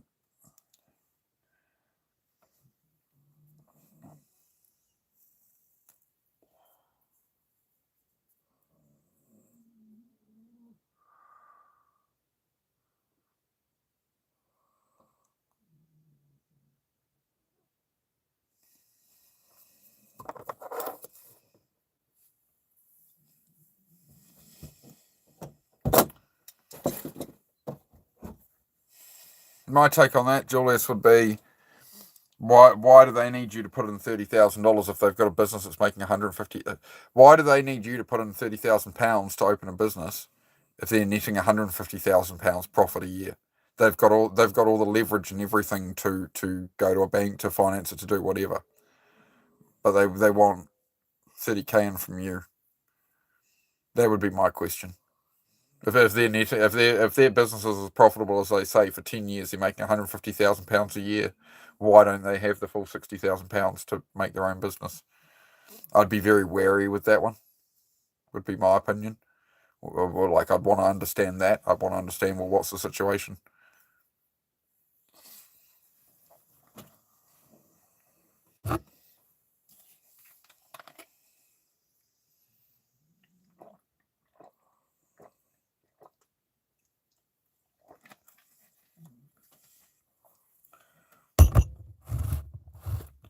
Because, if you're not involved in it, it's him and his partner opening it. If you're involved in it and fully involved in it, I understand a half investment. But if you're just providing money, if you're just providing seed capital, it wouldn't make any sense that they'd need seed capital with that kind of profit if it is what it says it is. Just checked it out. Nice. Oh, the truck wander. Oh yeah, awesome. Yeah, I tried my best on it. That's my first long. Trying to do my best today. Whatever. It's currently 1 a.m. Had at least 2 seizures. Take it easy, Eternal. Take it easy, mate. Things will get better. Just keep it real. Keep moving forward. It's definitely a tough time for you at the moment. We're here. We're here to support you, mate.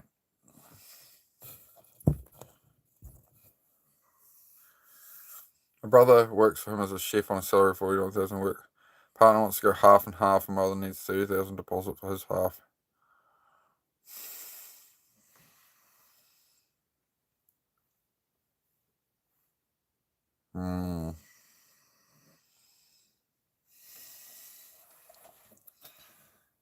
It's just a lot of money to enable. If it wasn't your brother, if it was a friend, would you, right? It depends. You'd have to consider, how much track record you have. Have you lent money before? Has this worked out for you? Because what are you getting back out of it, with this loan versus maybe investing into something else yourself? There's family and looking after family, but as you say, you're concerned that you're not potentially looking after yourself in your own best interests, right?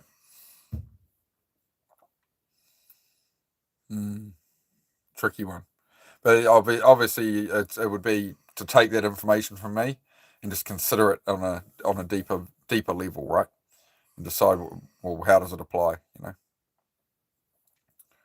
So yeah, you'd want to. Depends how much experience you have with the person. Everybody's family members are different in that, so make your own assessment just based off that. Well, where is too much, right?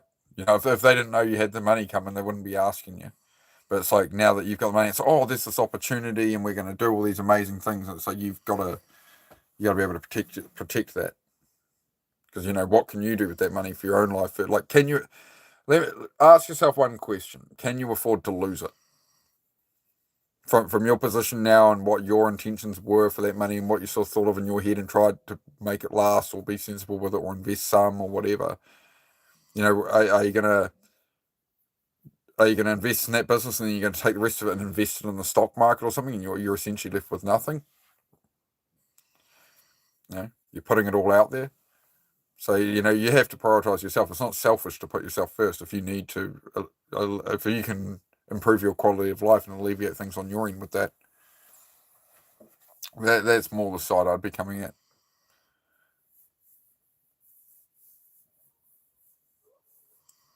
Tricky one.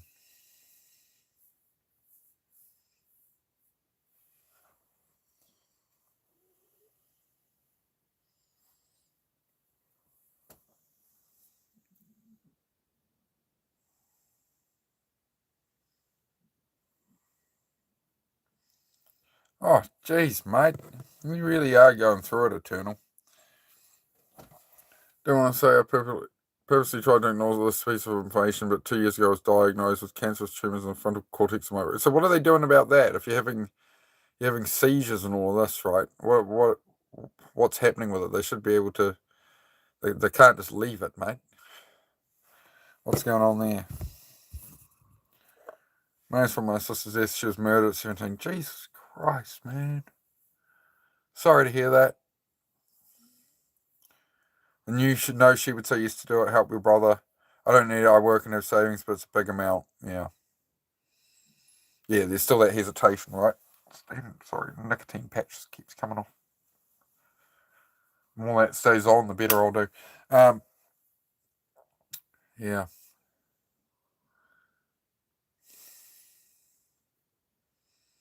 So essentially, you'd both be getting from your sister, essentially be getting the same amount. That's where his.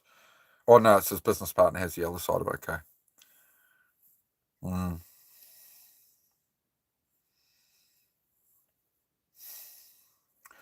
If you're going to do it, you'd have to make sure it's really done, like contracts and all that, and you would want to involve lawyers to be sure, just to protect your interests, right?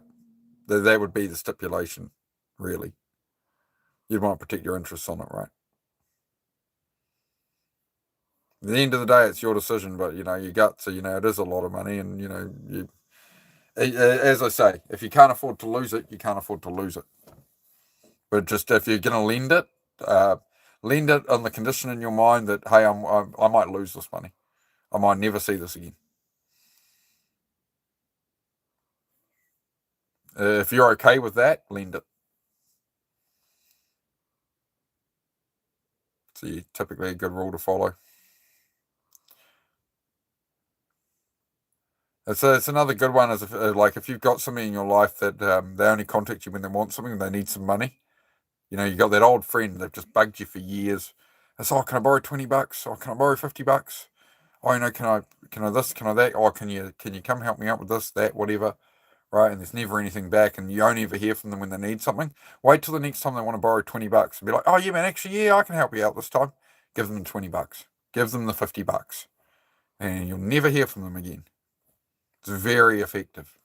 Very effective. Just saying. If there's something in your life like that, it's how much is it worth paying them when they come at you for $100 or something? How much is it worth paying them to get rid of them forever? Here, have the $100. You need $100 right here. Sweet as, you pay me back next week, right? Yeah. You won't hear from them again.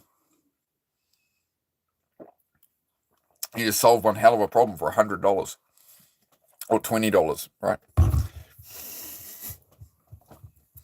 Because once they borrowed it, they're not going to come for more until,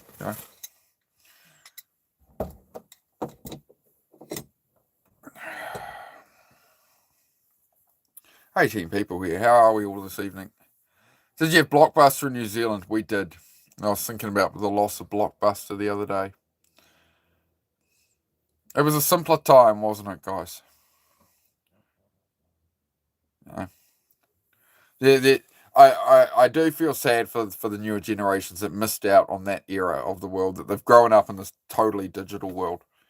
Imagine what that would have done to our brains compared to what we had. The you know older crew in here. Yeah, like it was an occasion to watch a movie, right? If it wasn't on free TV at 8:30 or 9:30 at night, we didn't watch it, right? So it was like, maybe my parents were going out for dinner at a family friends or something. They were going to some function or something. So me and my sister would be home. It's like, oh, okay, well, we're going to go to Blockbuster and get not even a DVD, get a VHS out, right? So that was an experience. It was like a trip out to go do that. To go get a movie and watch it and rewind it and I'll make sure you put it back and I just remember all that and just hanging out with my sister, eating snacks and whatever and okay, trying to craft it. Usually mum would make dinner and leave it in a container, heat this up. I mean, growing up in New Zealand was like that, right? Somebody's mum in the friend group was on the school PTA, right? Somebody's mum in the friend group had a key to the school pool. So on summer holidays, you could get into the school pool. That was New Zealand, right? Growing up, go to the beach, get a blooming ice cream for $1, and I do apologise to the younger generation who missed out on this era of humanity.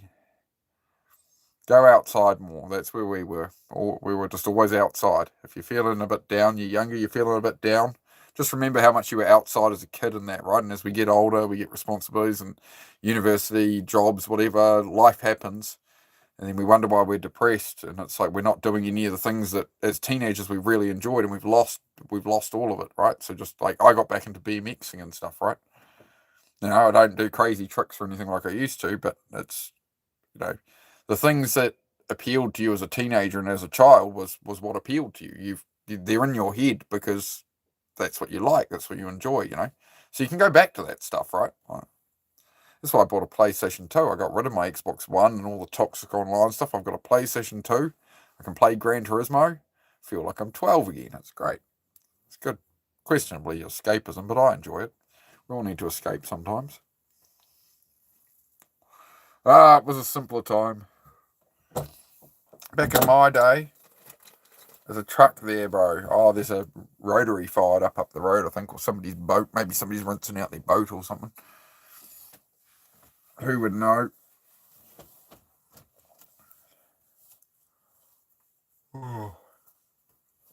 You grow up in time someday. Oh, I don't know. I don't think as a car motorbike guy, I have a pretty firm belief these days that boys never grow up. The toys just get more expensive. So it starts out with Matchbox cars. A man's most expensive addiction starts with like $2 of a Hot Wheels car, $2 or $3. And then they just get bigger and more expensive. The Lego set just gets bigger.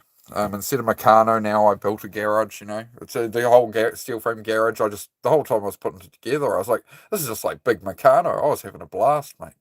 Same with the cabin. It's just it's like creating something in Lego. So I've learnt building materials are a lot cheaper than car parts. People complain about costs of building cabins and building stuff, man. Compared to doing cars and motorbikes or something, it's like, I want a bit of timber and it costs you this. It's like, oh, actually, that's not bad. I thought building things was horrifically expensive, When I put a big turbo on a car, it's going to cost, by the time just to put a bigger turbo on a car, retune it, some injectors, blah, blah, blah, you can drop $10,000-$20,000 at the thing, man. Like, real easy. So I always try to avoid going down that route and pouring too much at cars. Some girls are pretty expensive. Some of them are, yes, some of them are. Remember, she should love you when you're poor, mate. Hey, if you can't find one that would live with you in a caravan, try this, right? Date someone a little while and go, hey, I'm thinking, we work, propose essentially my life to them and see what they say. If I think it's going well with some nice young lady and be like, hey, like I'm looking at getting some land. It'll be bare. We'd be staying in a caravan right around each other and working together to build a homestead and da-da-da, And she's like, oh, no, who wants to live in a caravan? She's probably going to cost you a lot of money, maybe. I don't know. Depends what the standards are, I suppose. You know, Crash Bandicoot, Earthworm Jim, two of your favourite games. Yep, yep. My sister was always playing The Sims. That was her jam back in the day. Feeling left out. G'day, Bingo. You're invisible again. Oh, I'm just off and I'm reminiscing my younger days, mate. The simpler times. PS2's peak. Yep.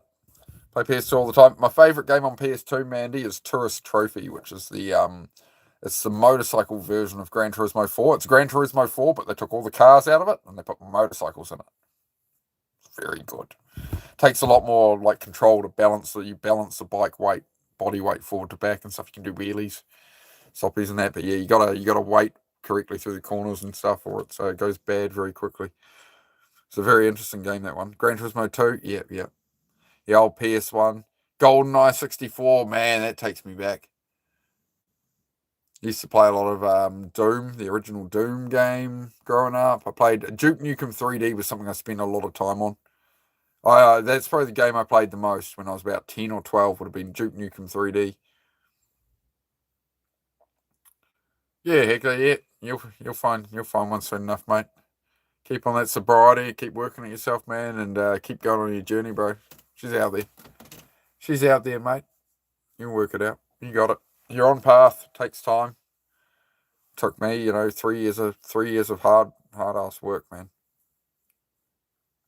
I could have done it quicker if I wasn't beating myself up the whole way down through it, but no, I'm doing pretty good these days. I was thinking about that a couple of days ago. Of just thinking back of how proud would teenage me have been of me, or even me at 30, where I'm at now. I'm very, very proud of myself when I view it that way, right? Rather than compare myself to other people, compare myself to where I've come from and what my old belief systems were and what I thought I never thought I'd have the things I have in life now.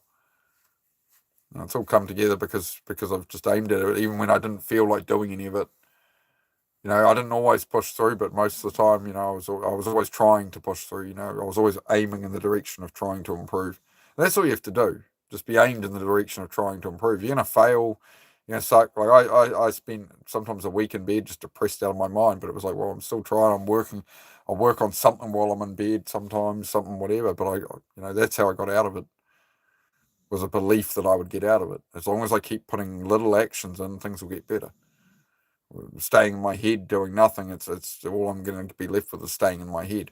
It's not where I want to be anymore, Sometimes we kick our own ass, yeah. Standing in our own way, self-sabotage, yeah. Friend to me put it this way, I was making some bad choices. He's like, dude, like, you know better than to stop punching yourself in the face. That's what he said.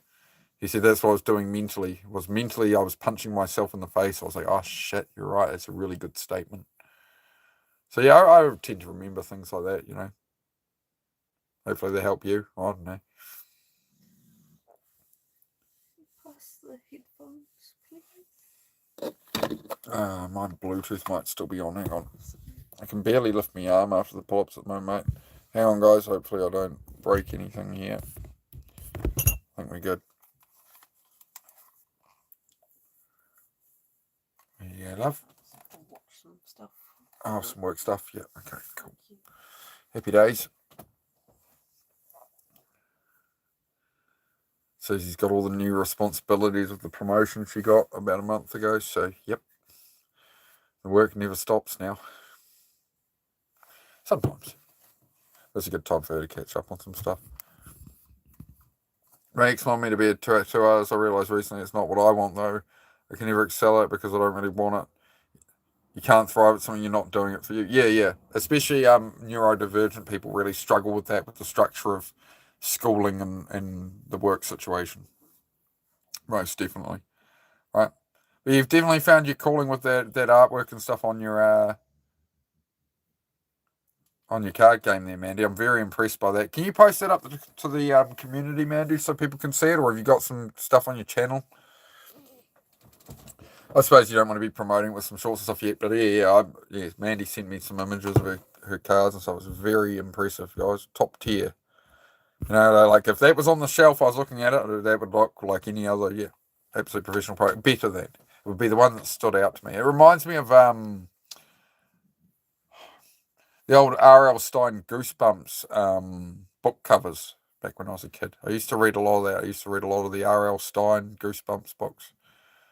I remember those. No wonder I had so many bloody nightmares.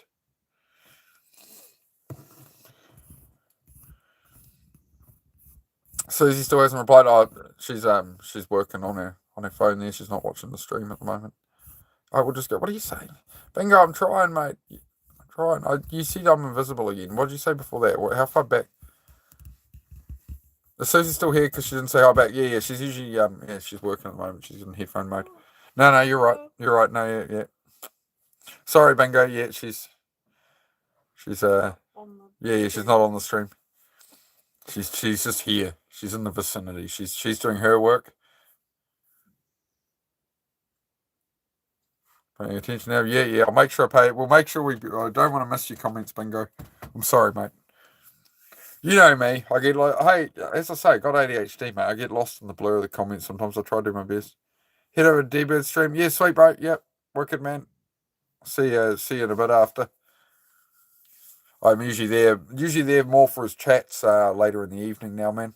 Because I'm not working out with him. I'm doing my workouts separate. So yeah, I end up on at this hour. We chat and hang out. He had a really good show yesterday. Dennis had excellent self-control yesterday. It's exactly. He was right where he needs to be. If he can hold it, he's got it.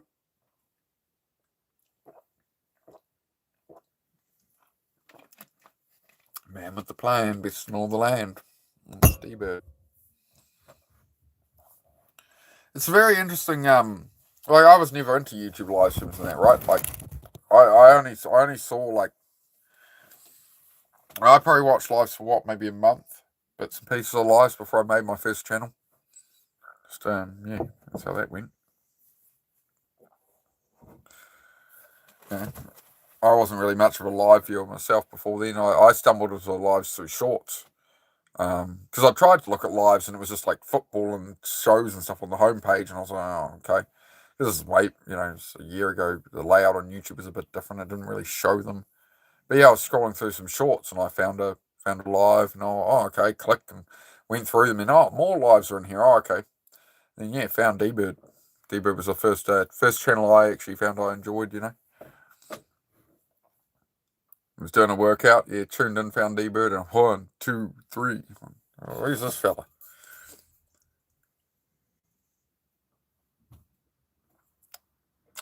Tide's gone out on my coffee. You know that? I'm going to avoid having another coffee, though. I'm going to behave myself. We nearly got 50 likes, guys. Thank you very much. Truly blessed on here, aren't I? Truly blessed by all of you. Scared of being live on, yeah, fair enough, man. Fair enough. As I say, like I was never going to put myself live on YouTube like this. I hate being on this side of the camera. I always have. But it's bigger than that, It's bigger than me. That's why I do it.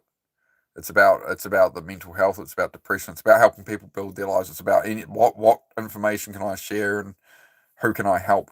So that's why I do it, man. But yeah.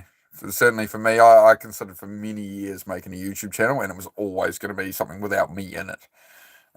Just like, some kind of edited videos or something, but not putting a face to the channel. But from what we talk about with mental health and stuff and growth and all of that, this was what was required. I wanted to serve other people. I looked at being like volunteer fireman or, helping homeless people with soup kitchens, things like that, right? But the reality is this is the best way I can serve people, the most people, as the channel grows. So that's why I do it. That's why I did this. But yeah, I never wanted to be on the side of the camera, man. So yeah, don't think I'm like super excited about being on here like this. But how well, it's all good. It helps somebody. If it helps somebody, sweet. Cheers. I think I tend to leave the impression. Apparently, I'm a nice enough fella as well, so I don't think anybody will bother me from YouTube, to be honest. When you come on here with good intentions, you get what I mean? Like, I try to be respectful and She reminds me of the Good Shirt video. You remember anybody remember the New Zealand music video by Good Shirt for the song Sophie? And it's a girl on the headphones, and they clean out the whole apartment. They clean out her whole unit while she's listening to a song. Looks like that.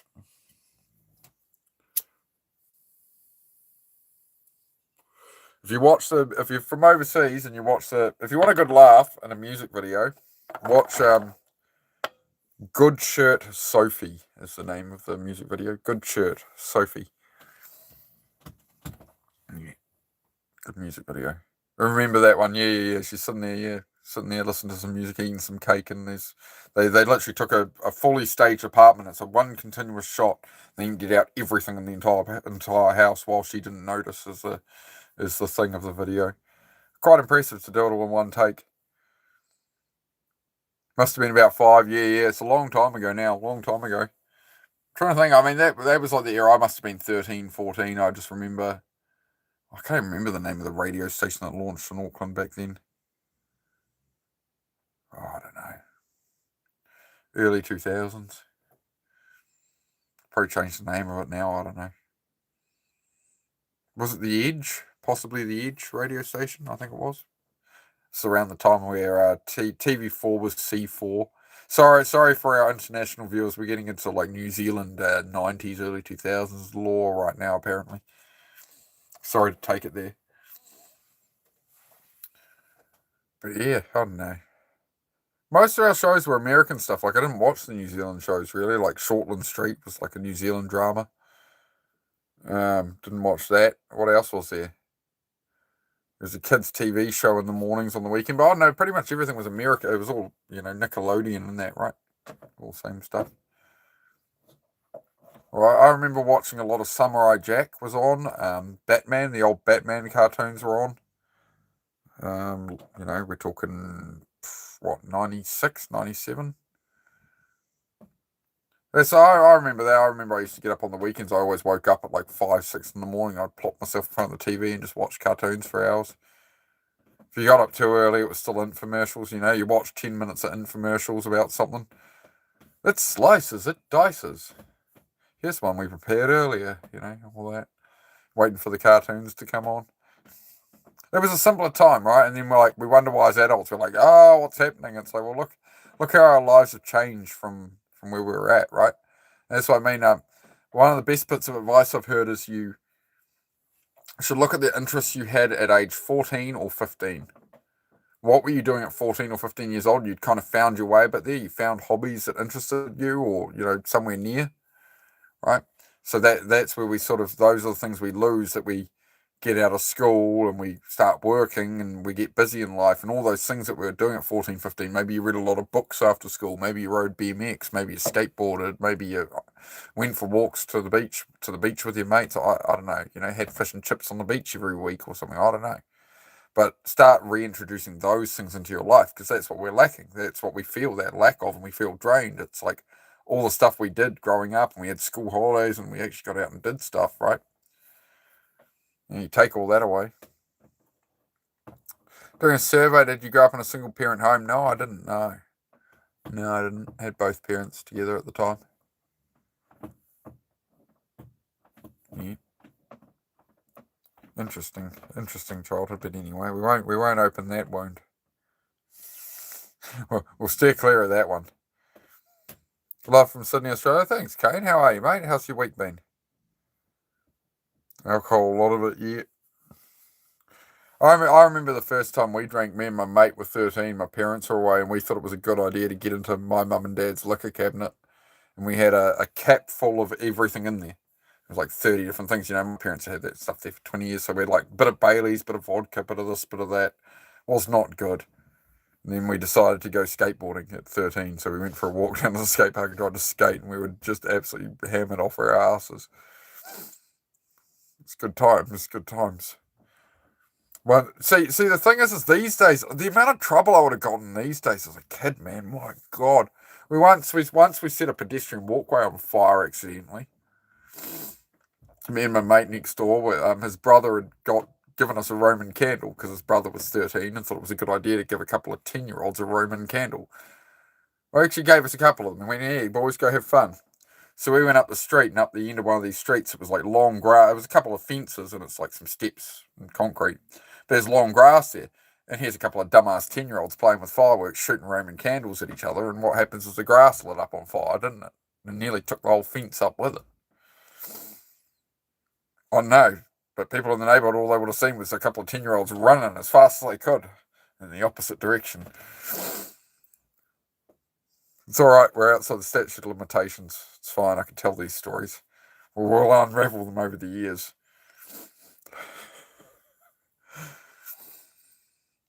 Bloody hell.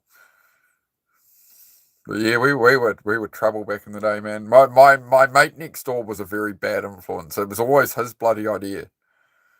I just went along with it. So one of our favourite things to do was there was a new housing development being built. And while they were building that, there were roads there, but it was very easy to access the golf course. So we'd put our bikes up against the fence and we'd go play on the golf course, right? And the other, of course, hobby was hide in the bushes and throw fireworks at the golfers. Then use sirens and make duck noises and, it's good. I don't think you're not really allowed to let your children out of the house unsupervised these days, apparently, to do any of that. That's my understanding of how the world is now, pretty much. Parental responsibility. I can see why I'm sorry. It's probably, me and my mates are probably the reason half these laws exist. I don't know. And the generation before us. But yeah, I don't know. We had to find something to do. The good old days, set up a homemade ramp out of wood and see how many of your mates you could jump over on a bike. 5.5 was the answer. Wasn't quite 6. I learned that. Yep. I remember that. All trying to jump over. All our mates lay on the ground and jumping them with the bike, and I got one of them wrong. Come up half a man short. He was fine. Kids are resilient. The good old times. We didn't have helmets either. The funny thing was our mothers always told us, put your helmets on, and we'd go out up the road with our helmets on. And the moment we were out of the street, it was helmets off. I'm not wearing that. We used to go stash our helmets in a bush and then go ride all day and get them on the way home. It wasn't cool to wear a helmet. But it didn't matter how much they told us in school and gave all these presentations to wear your helmet. Yeah. It's a wonder I'm still here. Quite impressive, really. Childhood resilience, right? You remember that as a kid? Where you could just tumble down the road, you could tumble off a bike, you could fall, whatever, you just got back up, right? Sonic the Hedgehog. Oh, I know, I do know of Sonic the Hedgehog, yes, I am old enough. G'day, Found, how are you, mate? How you going? We're just hanging out, having a chat. It's a bit quieter in here this evening. I'm trying to hold the conversation, guys. I'll just shut up then. That could work too. Maybe people would prefer it.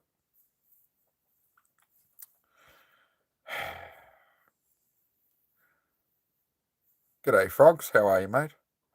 What's everybody got going on for the weekend, and how's your week been? That's what I want to know. I want to know you're all having a good week? Everything going all right? So it likes to do this stuff to me, doesn't it? Oh, dear. Messing around with the landing page for your game? Oh, fantastic. No. All right, well, what's going on, Frogs? You know the drill on the channel, mate. I found out I'm part lunatic. Yeah, that's good. That's good. I definitely would agree. I'm in the same category with you there. But who wants to be normal anyway, right? You're only a lunatic to normal people. It's fine. It's fine. There's plenty of us slightly more unhinged people in a good way. Out here, you gotta self-preservation. That's what I've found as I've got older more than anything. Like when I'm on the BMX and stuff, I won't do tricks, anything like what I used to do back when I was a teenager or in my 20s. I'm like, nah, I'm good. It's like, even on a motorbike, it's like, yeah, I'm fast around a track, but your brain kicks in a bit more. Like, let's not maybe push that so far there. Whereas when I was 16, 18 on a motorbike, it was like I was bulletproof. I slide down the road. Oh, okay. These days I try and Oh, especially on the road these days, I'm way more sensible on a road bike. Way more sensible than I used to be. How's the van life going? Yeah, good, mate. Yeah, chipping away, chipping away. Never be lonely if you have voices in your head. True. That is a true statement. And sometimes you just got to ask your own opinion if you want an intelligent response. So that's what my dad always used to say to me. And when I was growing up, my dad would constantly say it to me. Bloody hell. You don't know? All right. Well, if you want to get back to something, mate. So some weeks suck, frogs. We were talking about this with somebody else earlier. Sometimes life is just hard, man. Sometimes it sucks. It doesn't really make any sense. You have a few hard days. You feel a bit shit. Just keep moving forward, right? Don't let the thoughts carry you into that hole. Don't keep telling yourself get some music on that'll make you happy. Make some food you like. Do something that's going to bring you a little bit. Lift you up a bit, right? Allow yourself that time, like your mind's telling you probably taking on a bit much. Try give yourself a little time, get a little bit of a better, earlier night to bed or something, bit of a better sleep if you can.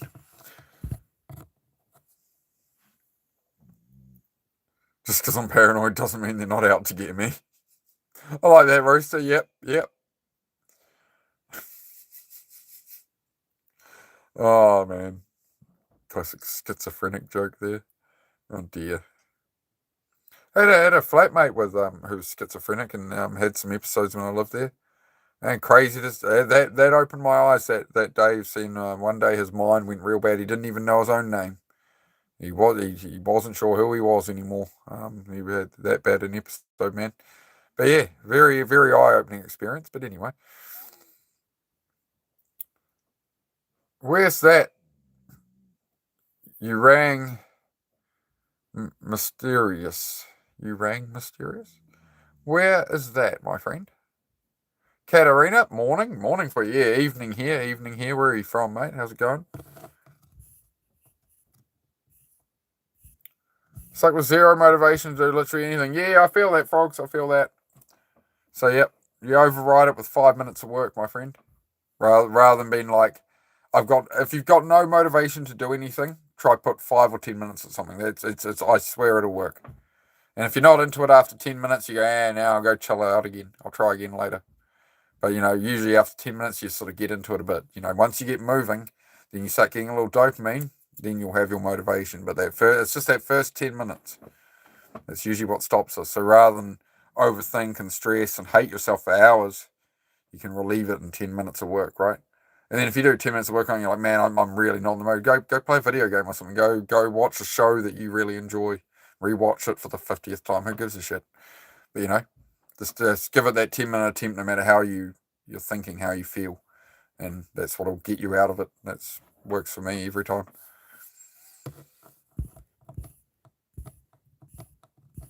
Listen to all things you love. Yeah, I get that. You're just drained, mate.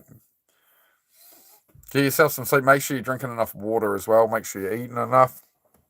But I'd say just a bit of sleep, mate. But a bit of off phone time. I'd suggest literally some off phone time and some chill music or something and just chill out a bit. Try wind down. A bath goes well with a couple of candles. If you get a couple of candles lit around the bathtub, set the ambience. Bit of Enya on the stereo there. Sail away, sail away, sail away. No, never done that. I do love a good candlelit bath. I'm not going to lie about it. Flatting, whole, everyone's away for the weekend. Nice candlelit bath, mate. Sitting there like Cruella de Vil with a cigarette in the bath. Used to have a cigarette and a glass of whiskey and about 10 candles lit. And I'd have some chill music on. Literally, I'd put on some Enya or something real chill. Just vibe, just soak in the hot tub, man. Just some Epsom salts, cigarette in one hand, whiskey in the other. It's paradise, man. So stoned off my head as well, right? Maybe some edibles as well. Good times, man. The early what would that have been? About mid-20s, 25, 26 probably. That was that era. explains why I just didn't have anything in life for like the next 10 years following the way I was living. That's alright. We're on the mend. Ex used to love her candles, yep. My ex texted me, she said she missed me really bad. I didn't respond. Nice. Congrats on the win, my friend. Congrats on the win, sir.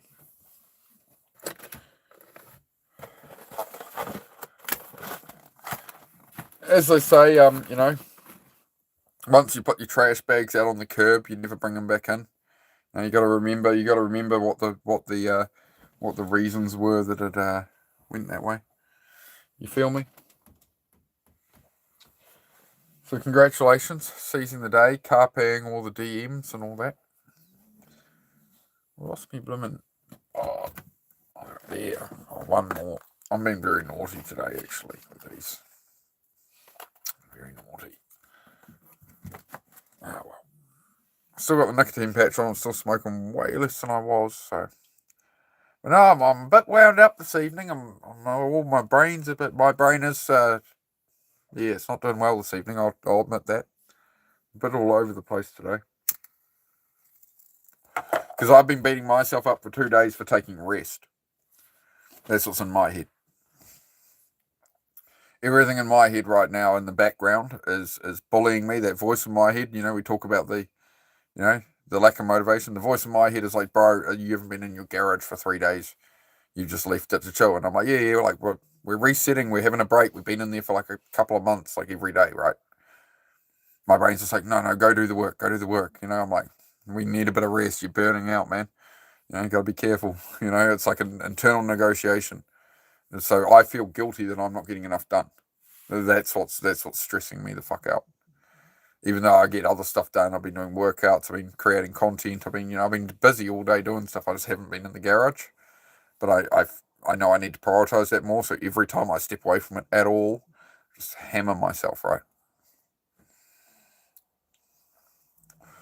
New Zealand, man. I'm over in New Zealand, Rooster. About $40, mate. About, what would that be?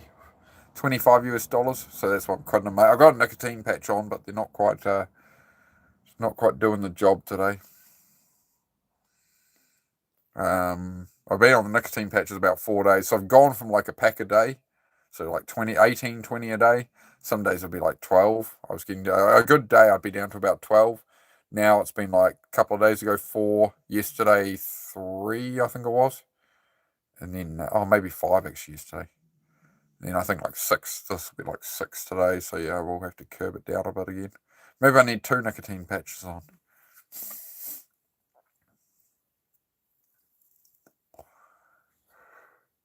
Yep.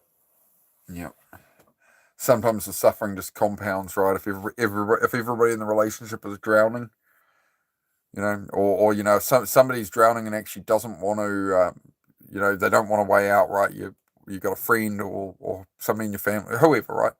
Somebody who doesn't actually want to improve, like they say they do, but you don't see it. You know, they're not doing it. They're not really actually trying, and you just start to hear all the excuses and stuff, and eventually it's like, you start getting sucked into it. You start becoming that way yourself, and that's where you start to hate yourself, I think, in those kind of relationships. You know, you've got to cut people off sometimes. Yeah, a lot of tax on them here. It's one of the main reasons I'm quitting. One of them being health, obviously, but the cost is horrific. So the bank balance. Let me tell you, the bank balance is looking more stable this week. Without buying so many cigarettes, saving nicotine patches is really helping. You know, I was able to make a donation to a channel I like today. I made a donation to a channel I enjoyed. You know, flicked them $50 because I can, it's just over a pack of smokes. I've saved $200 on cigarettes this week. So it's all on the up, mate. On the up. The last blimmin' addiction left. See, we don't even need the whole thing. I don't need that blimmin' whole thing, do I? Pop that away up there, so I don't have to look at it. All right, pop that away. Try to leave that till the morning. What are you chucking on about? You watching me fire? Oh, your video of that is funny. Susie's dad checking out me fire truck. Yeah. Susie's dad checking out me fire truck, and he could barely blooming stand. He's staggered around. He's been on the whiskey pretty hard, to be honest. Be a good boy and turn around. Oh, I was here for a moment. I was that way, and I'm back. I'm here. Earthquakes, war, disease, and food shortages. What's going on? Same thing that's always gone on. There's less of most of it now than there was historically. Now you haven't got the Vikings burning your village down in the middle of the night. Is there an earthquake where you are? Is there a food shortage where you are? You know, there's always a lot going on in the world, my friend. But you need to focus on what you can control, right? Unless you're going to go out and fix the food shortage, just maybe focus a bit more. Narrow the focus down a bit.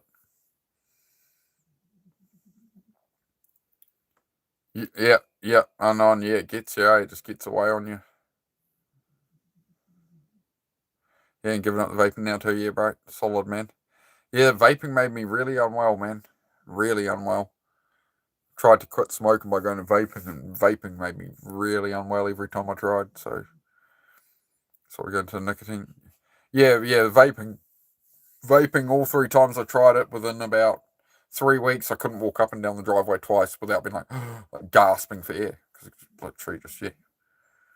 And then I stopped the vaping, and then we were working in the garage here on live stream, and I'd do an hour working in the garage, and I'm literally sweating, burping, holding my chest, like in pain, burping for like about a week on live every time I do any physical work after giving up the vaping.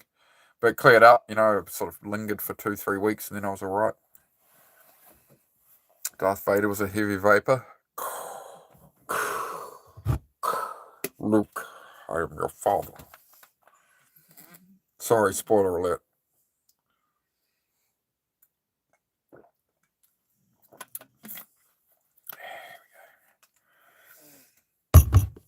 Oh, thank you for the donut. I thank Kurt for that donut. I saw it come in. I placed him. I think I put a love heart on it.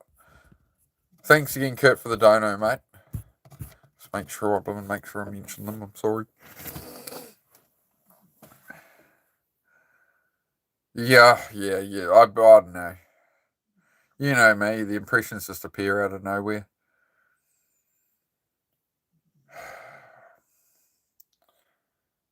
ADHD. I have to try not to be a comedian all the bloody time. That's my problem. A lot of people said I should have just gone to comedy, but I just never wanted to do like small pubs and stuff. I didn't want to be like, I had a mate who was a musician, childhood friend who was a musician. And he was out playing like all these small bars and little places all the time. And it was just draining, he wouldn't get home through that. And I was like, if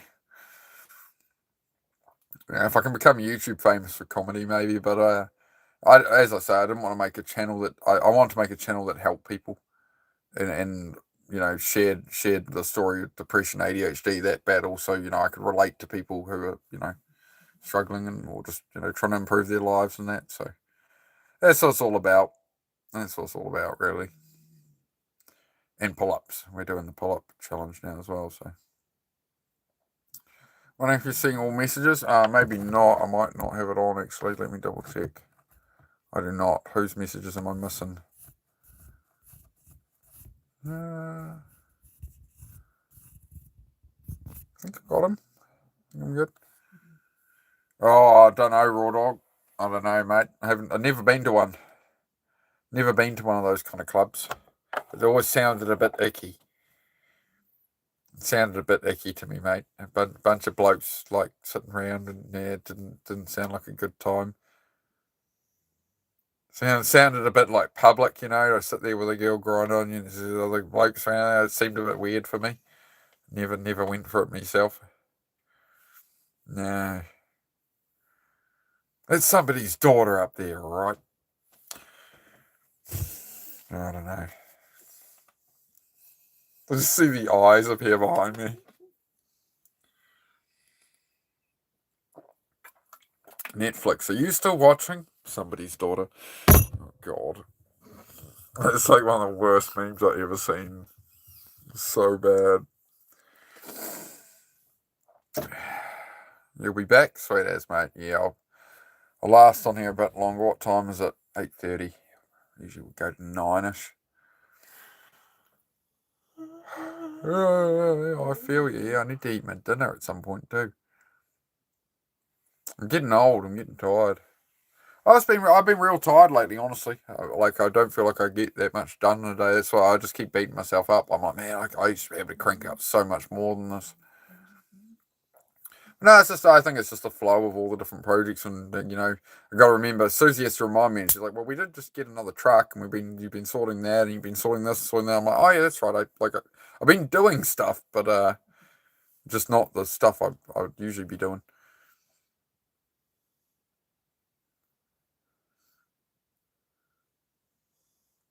Gonna eat off for the night. Have a good sleep. Yep. All right, Mandy. Yeah, I'll have a better look probably tomorrow.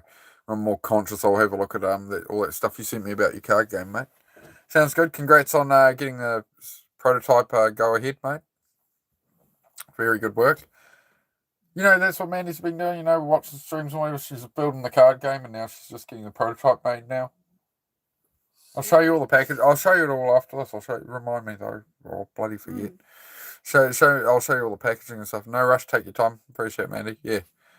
Beautiful work, Mandy. Very, very cool. Feel free to if you want to leak like an image or two or something of the product, feel free to put it on the community page, and the other people can check it out. It never sends me notifications if people post on the community page on my channel. You know that? It doesn't tell me. So I have to remember to check it. And you know how that goes with me. So I need to find some way to make it notify me. Probably need to check the notification settings. Might help. It's on the to-do list somewhere in my head, which I need to put on paper. I haven't been putting things on paper enough. I put some things on paper, but there's a whole heap in my head that's starting to create noise, so I think I need to make a wee list tonight. Post something on there. Wicked. Yeah, if you want to show up for people, use the task set. Yep. Nice. Oh, man, why am I so tired? I've been up since, I don't know, 5 in the morning, roughly. Yeah, shit. I'm awake. I'm here. I'm conscious. Life, my friends, life. Sometimes you'll see me like this. Sometimes you'll see me at this hour, like, yeah, full energy, right? Sometimes it's just, some days are longer. As I say, guys, you take each day as it comes in life. Not every day's going to suck. Not every day's going to be good either, though. Sometimes you just wake up feeling shit. I feel you. Sometimes you wake up bloody questioning everything, and you're like, why? No, I don't know. The brain's just doing its thing. Or not. Malfunctioning. It's just protection mechanisms, right? Your brain's always trying to keep you alive, Don't touch stove hot. Don't walk up and pat lion. It's not kitty cat. Like the human brain knows these things, right? So your brain's always trying to keep you safe. You want to pursue anything, it's trying to keep you in what you know. So it's like, well, what we do now is we're safe here. We've survived like this. This is how we survive, right? But now you got to get out of survival and make sure you're actually living, I honestly, I just think about that so much, how much we lose since we're 14 or 15, our hobbies then, and then life gets busy, and then we get older, and it's like, why do we feel so empty? It's like, well, we're doing none of our hobbies we had as kids. We don't make time for any of it, and we watch movies and scroll shit instead, and it's like, well, that's not actually what we spent our lives doing. That's not what spoke to us as a child. It's not what appealed to us as a teenager, right? And then suddenly, you're out in the workforce and this and that and whatever, and life starts just buzzing by, and you're out of home, and all the bills and everything stacks up, and it's like, why am I so miserable? And it's like, well, what were your hobbies when you were 14 or 15? Well, blow the cobwebs off the books in the cupboard and sit down and read one, and you'll immediately find that joy again. So don't deprive yourself of what's reached out to you through all the early years of your life. Your brain knew what it wanted. Your mind already knows what you're interested in. I think we just lose touch with it more often than we should. Yep. Yep, that's it, man. Your own mind will torture you more than anybody else ever can. So you start to just.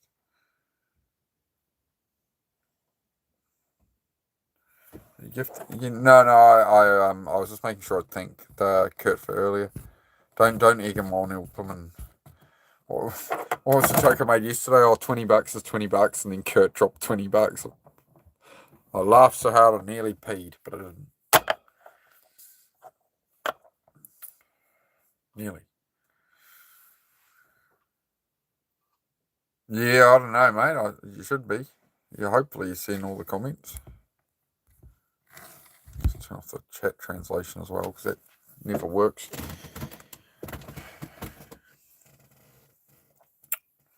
How's it going? What shall we talk about? You've been drinking gasoline? That's probably not a good idea.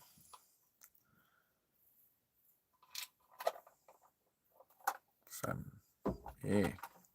Even inhaling the fumes can... do you know that inhaling the fumes off gasoline can wipe you out pretty quickly? People do it like siphoning gas from a car. They go, and they just inhale if they accidentally inhale the fumes, you're gone in like 30 seconds apparently. So not a good idea. Not a good idea. Do not puff fuels.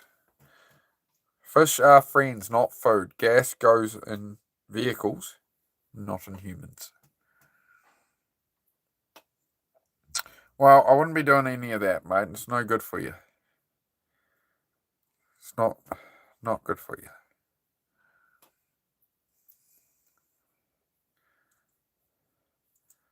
Picked up a hitchhiker like that once. I picked him up and we're out in the country in the middle of nowhere, and he had a duffel bag on his lap that he insisted on carrying up front with him. First time I'd ever picked up a hitchhiker, right? Do you want the full story, or should I give you the summary story?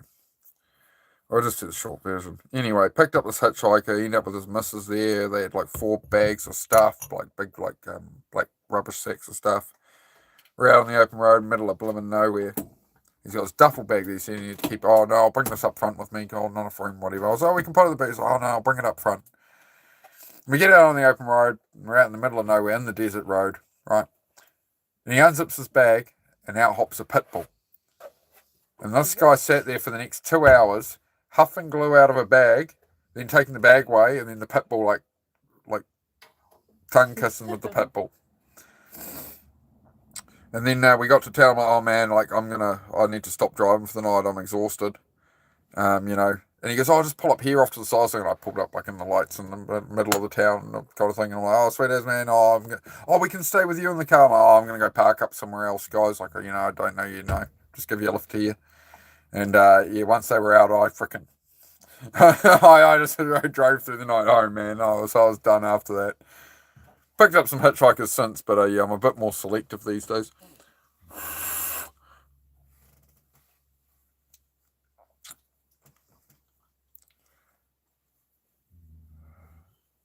That's a heck of a statement, Keystone. Oh, Kurt got you. Thank you, Kurt. I cherish you, mate. You're a good moderator. You're a good fella, Kurt. I like you, mate. So yeah, that was a very that was lucky hit by Promise is an awesome song. Well, it started off that it was just him standing there with his thumb out, and I was going down to Wellington, and I saw him about an hour north of Wellington. He was on the side of the road, and I was sort of stuck in a traffic jam, and he was there with his thumb out, and nobody was stopping. I was like, bro, if you're still there when I come back, I'll pick you up. Right? About an hour later, I go back through, and he was one town up the road. So, I didn't think that somebody had picked him up and got rid of him already before they hit the desert road in the middle of nowhere. So, yeah, and then he goes, oh, yeah, sweet. And then he goes, oh, yeah, I'll just keep it. You know, once I agreed to give him a lift, then his missus appeared from behind the bushes. And then they had like 4 bags of stuff, and it was like, you know, suddenly we're loading up the whole car. And I'm like, oh, yeah. So, yeah, I remember that one. She had a rubbish sacks of clothes and stuff in the back, and they dropped one book in my car, and one of the books was how to learn Japanese. That's what she was studying, was learning Japanese, and she introduced herself with a Japanese name at the time. So yep, that was the couple I met, couple of Kiwis. Yeah, going through it, mate. I haven't thought about that in a long time. That was, you're talking 20 years ago. But yeah, it was an interesting one. And a lot of people wanting to smoke your ciggies. Oh yeah, always, bro. Also, I didn't have to buy them. You're right there, dog. Okay, get on your bed now. Go on. Off. Hey, off.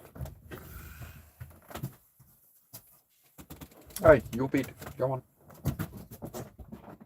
Dude, really? Did you fart? I heard it. We all heard it. The whole internet just heard you fart, Heidi. You're ashamed of yourself? Right as I said that, she sniffed at it. Heidi. The whole internet just heard you fart. That wasn't very ladylike, dog. Go on, back on your bed. Go on. I'll give you a quick pat. A quick pat. Stay on your bed, though. Come here. Platz. Very good. Hey. Steve.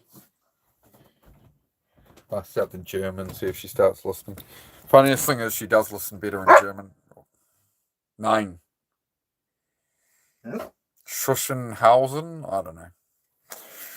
Don't know that one. Hey, enough.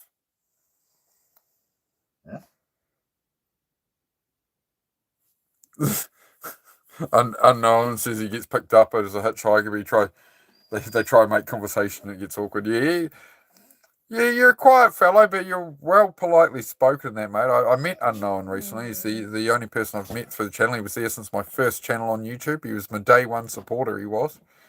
So yeah, I met, when we went to pick up the new truck, I met Unknown. And he goes, oh, I'm sorry, he says, I don't talk enough. I go, no, I talk too much. I'm sure everybody here would agree with that statement. Yeah, good fella. Good fella. Good to have good people here.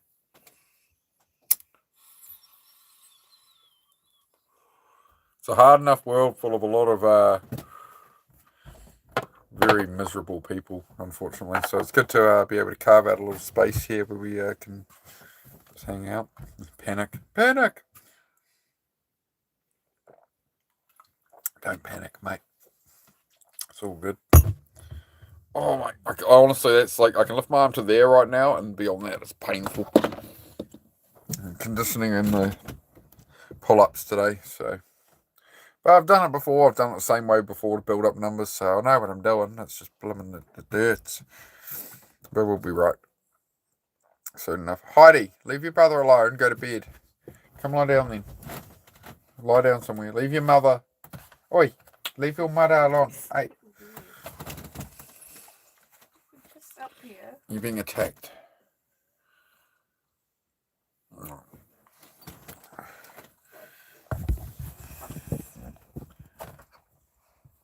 Take her the German Shepherd. This is if you ever consider getting a German Shepherd, you're going to have to deal with this. This is what they do. They need attention. And there is no German Shepherd that is not like this.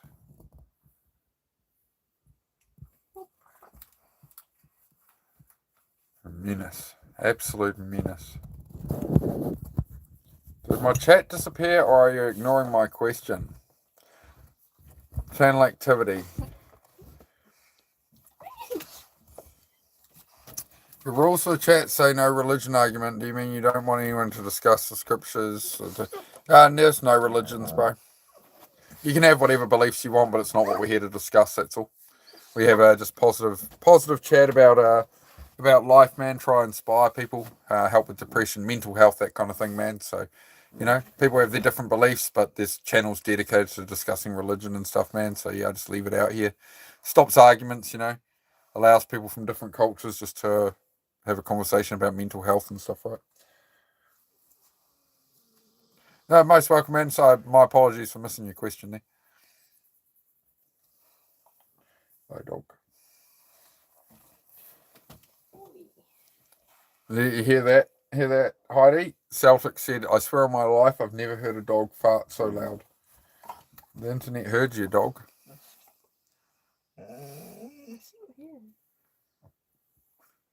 Top tier comment from Celtic there. Just misses a lot of chat. Happens to me all the time, but I don't take it personally. Yeah, sorry. Sorry, I try.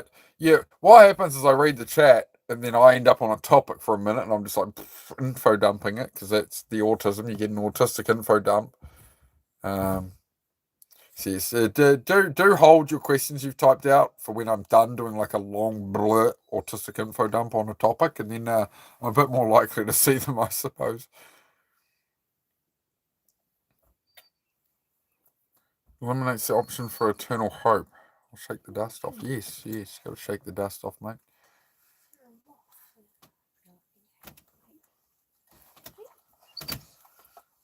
Dog is crazy, man.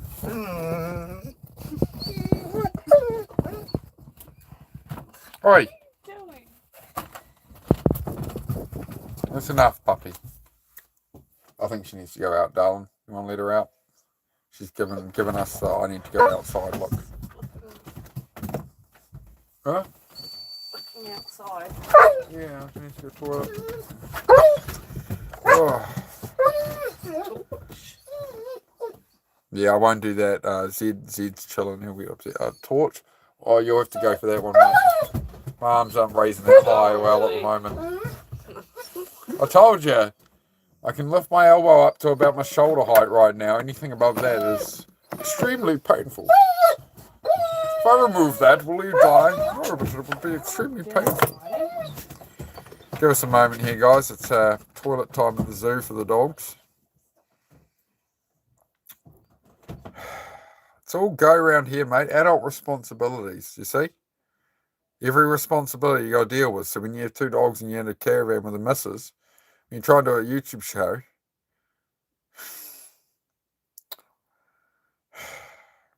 I love them to bits, though. Love them to bits, those dogs, I tell you. They're stars of the channel. I don't think people subscribe for me, to be honest. I think it's just the dogs. Might just make this a channel where it's just a live stream of the dogs.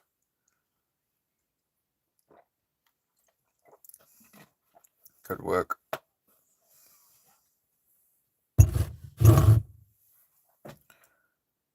So, anybody have anything they want to talk about?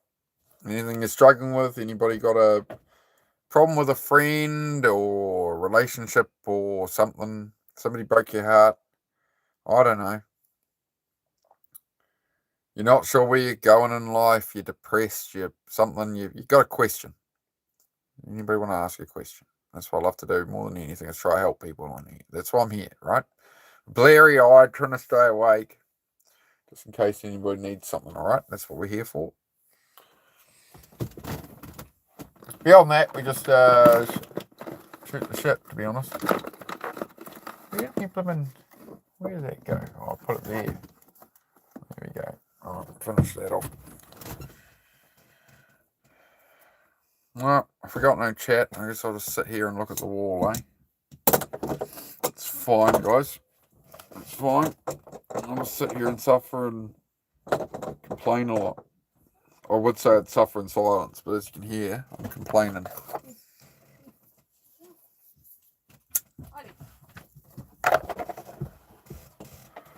Where'd everybody go? Oh, I don't know, man. What happens? See what happens. Heidi, puppy. Because of the dog usually self-lick, to be honest. Off. Because of the dog usually self-lick. Whining and all that, it just puts everybody off. So we're trying to train it. Try to train her to stop whining and when I'm on here and stuff, but she's difficult, man. Clingy. Just because she thinks essentially people are here. That's what she's trying to do. It's the nature of the beast. Things are going to work out a lot better when the cabin's done. That's the plan. I'll probably still stream from in here when the cabin's done, but Susie can then be in the cabin with the dogs and stuff and whatever, right? So, just have that separation that way, or have the dogs in here while I'm streaming in the cabin, I'll let the dogs out of here, whatever, right? We'll work out something, but the primary goal, obviously, I try not to think about all the little details, because that's what clogs up my mind and makes my mind churn a million miles an hour, is every little detail. So the goal is get the cabin done, and what are we doing next? So The weather's finally clearing up, so we can. I really wanted to get done before this winter. The cabin, I want to get all the cladding and stuff on. It just didn't end up happening. So that was quite a failure for me, to be honest. I really wanted to actually get that done, to be honest. All right. But it is what it is. It didn't get done, and we'll get it done this year. Can make it happen this year. We got all the stuff we need now. Haven't said anything. Nah, you're all right, mate. As I say, we just hang out. Everybody ran away for a bit, so yeah, I ate dinner at some point. It's fine. Yeah, I'm just chilling. I said I'd stay on till about 9 o'clock, so it's only like another 8 minutes or so. Just in case. You know how it goes. We usually get to the last 5 minutes, and usually somebody comes in with a crisis or something. So I like to. I'm liking doing to the 9 o'clock New Zealand time run.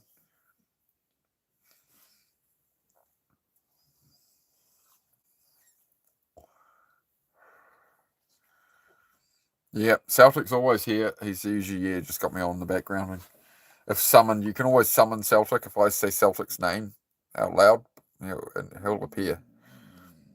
He's mysterious like that. Why are you so obsessed with me? Oh no.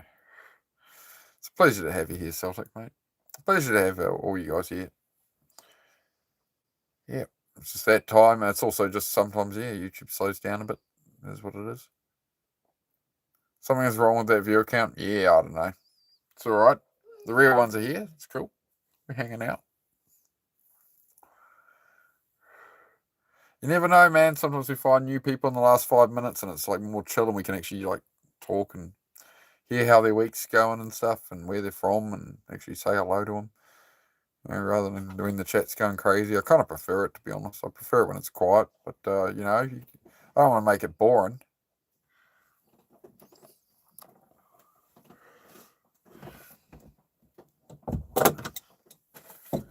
Don't disrespect the orange soda. Oh, I don't drink orange soda, but I have lemon honey ginger drink there. Lemon honey ginger drink. Zed, hey, Zed. Hey, stop licking your beard, bro. Wait. Excuse me. Hey. No. Stop trying to eat the beard. No. Got you another nice dog bed and you ripped the thing open.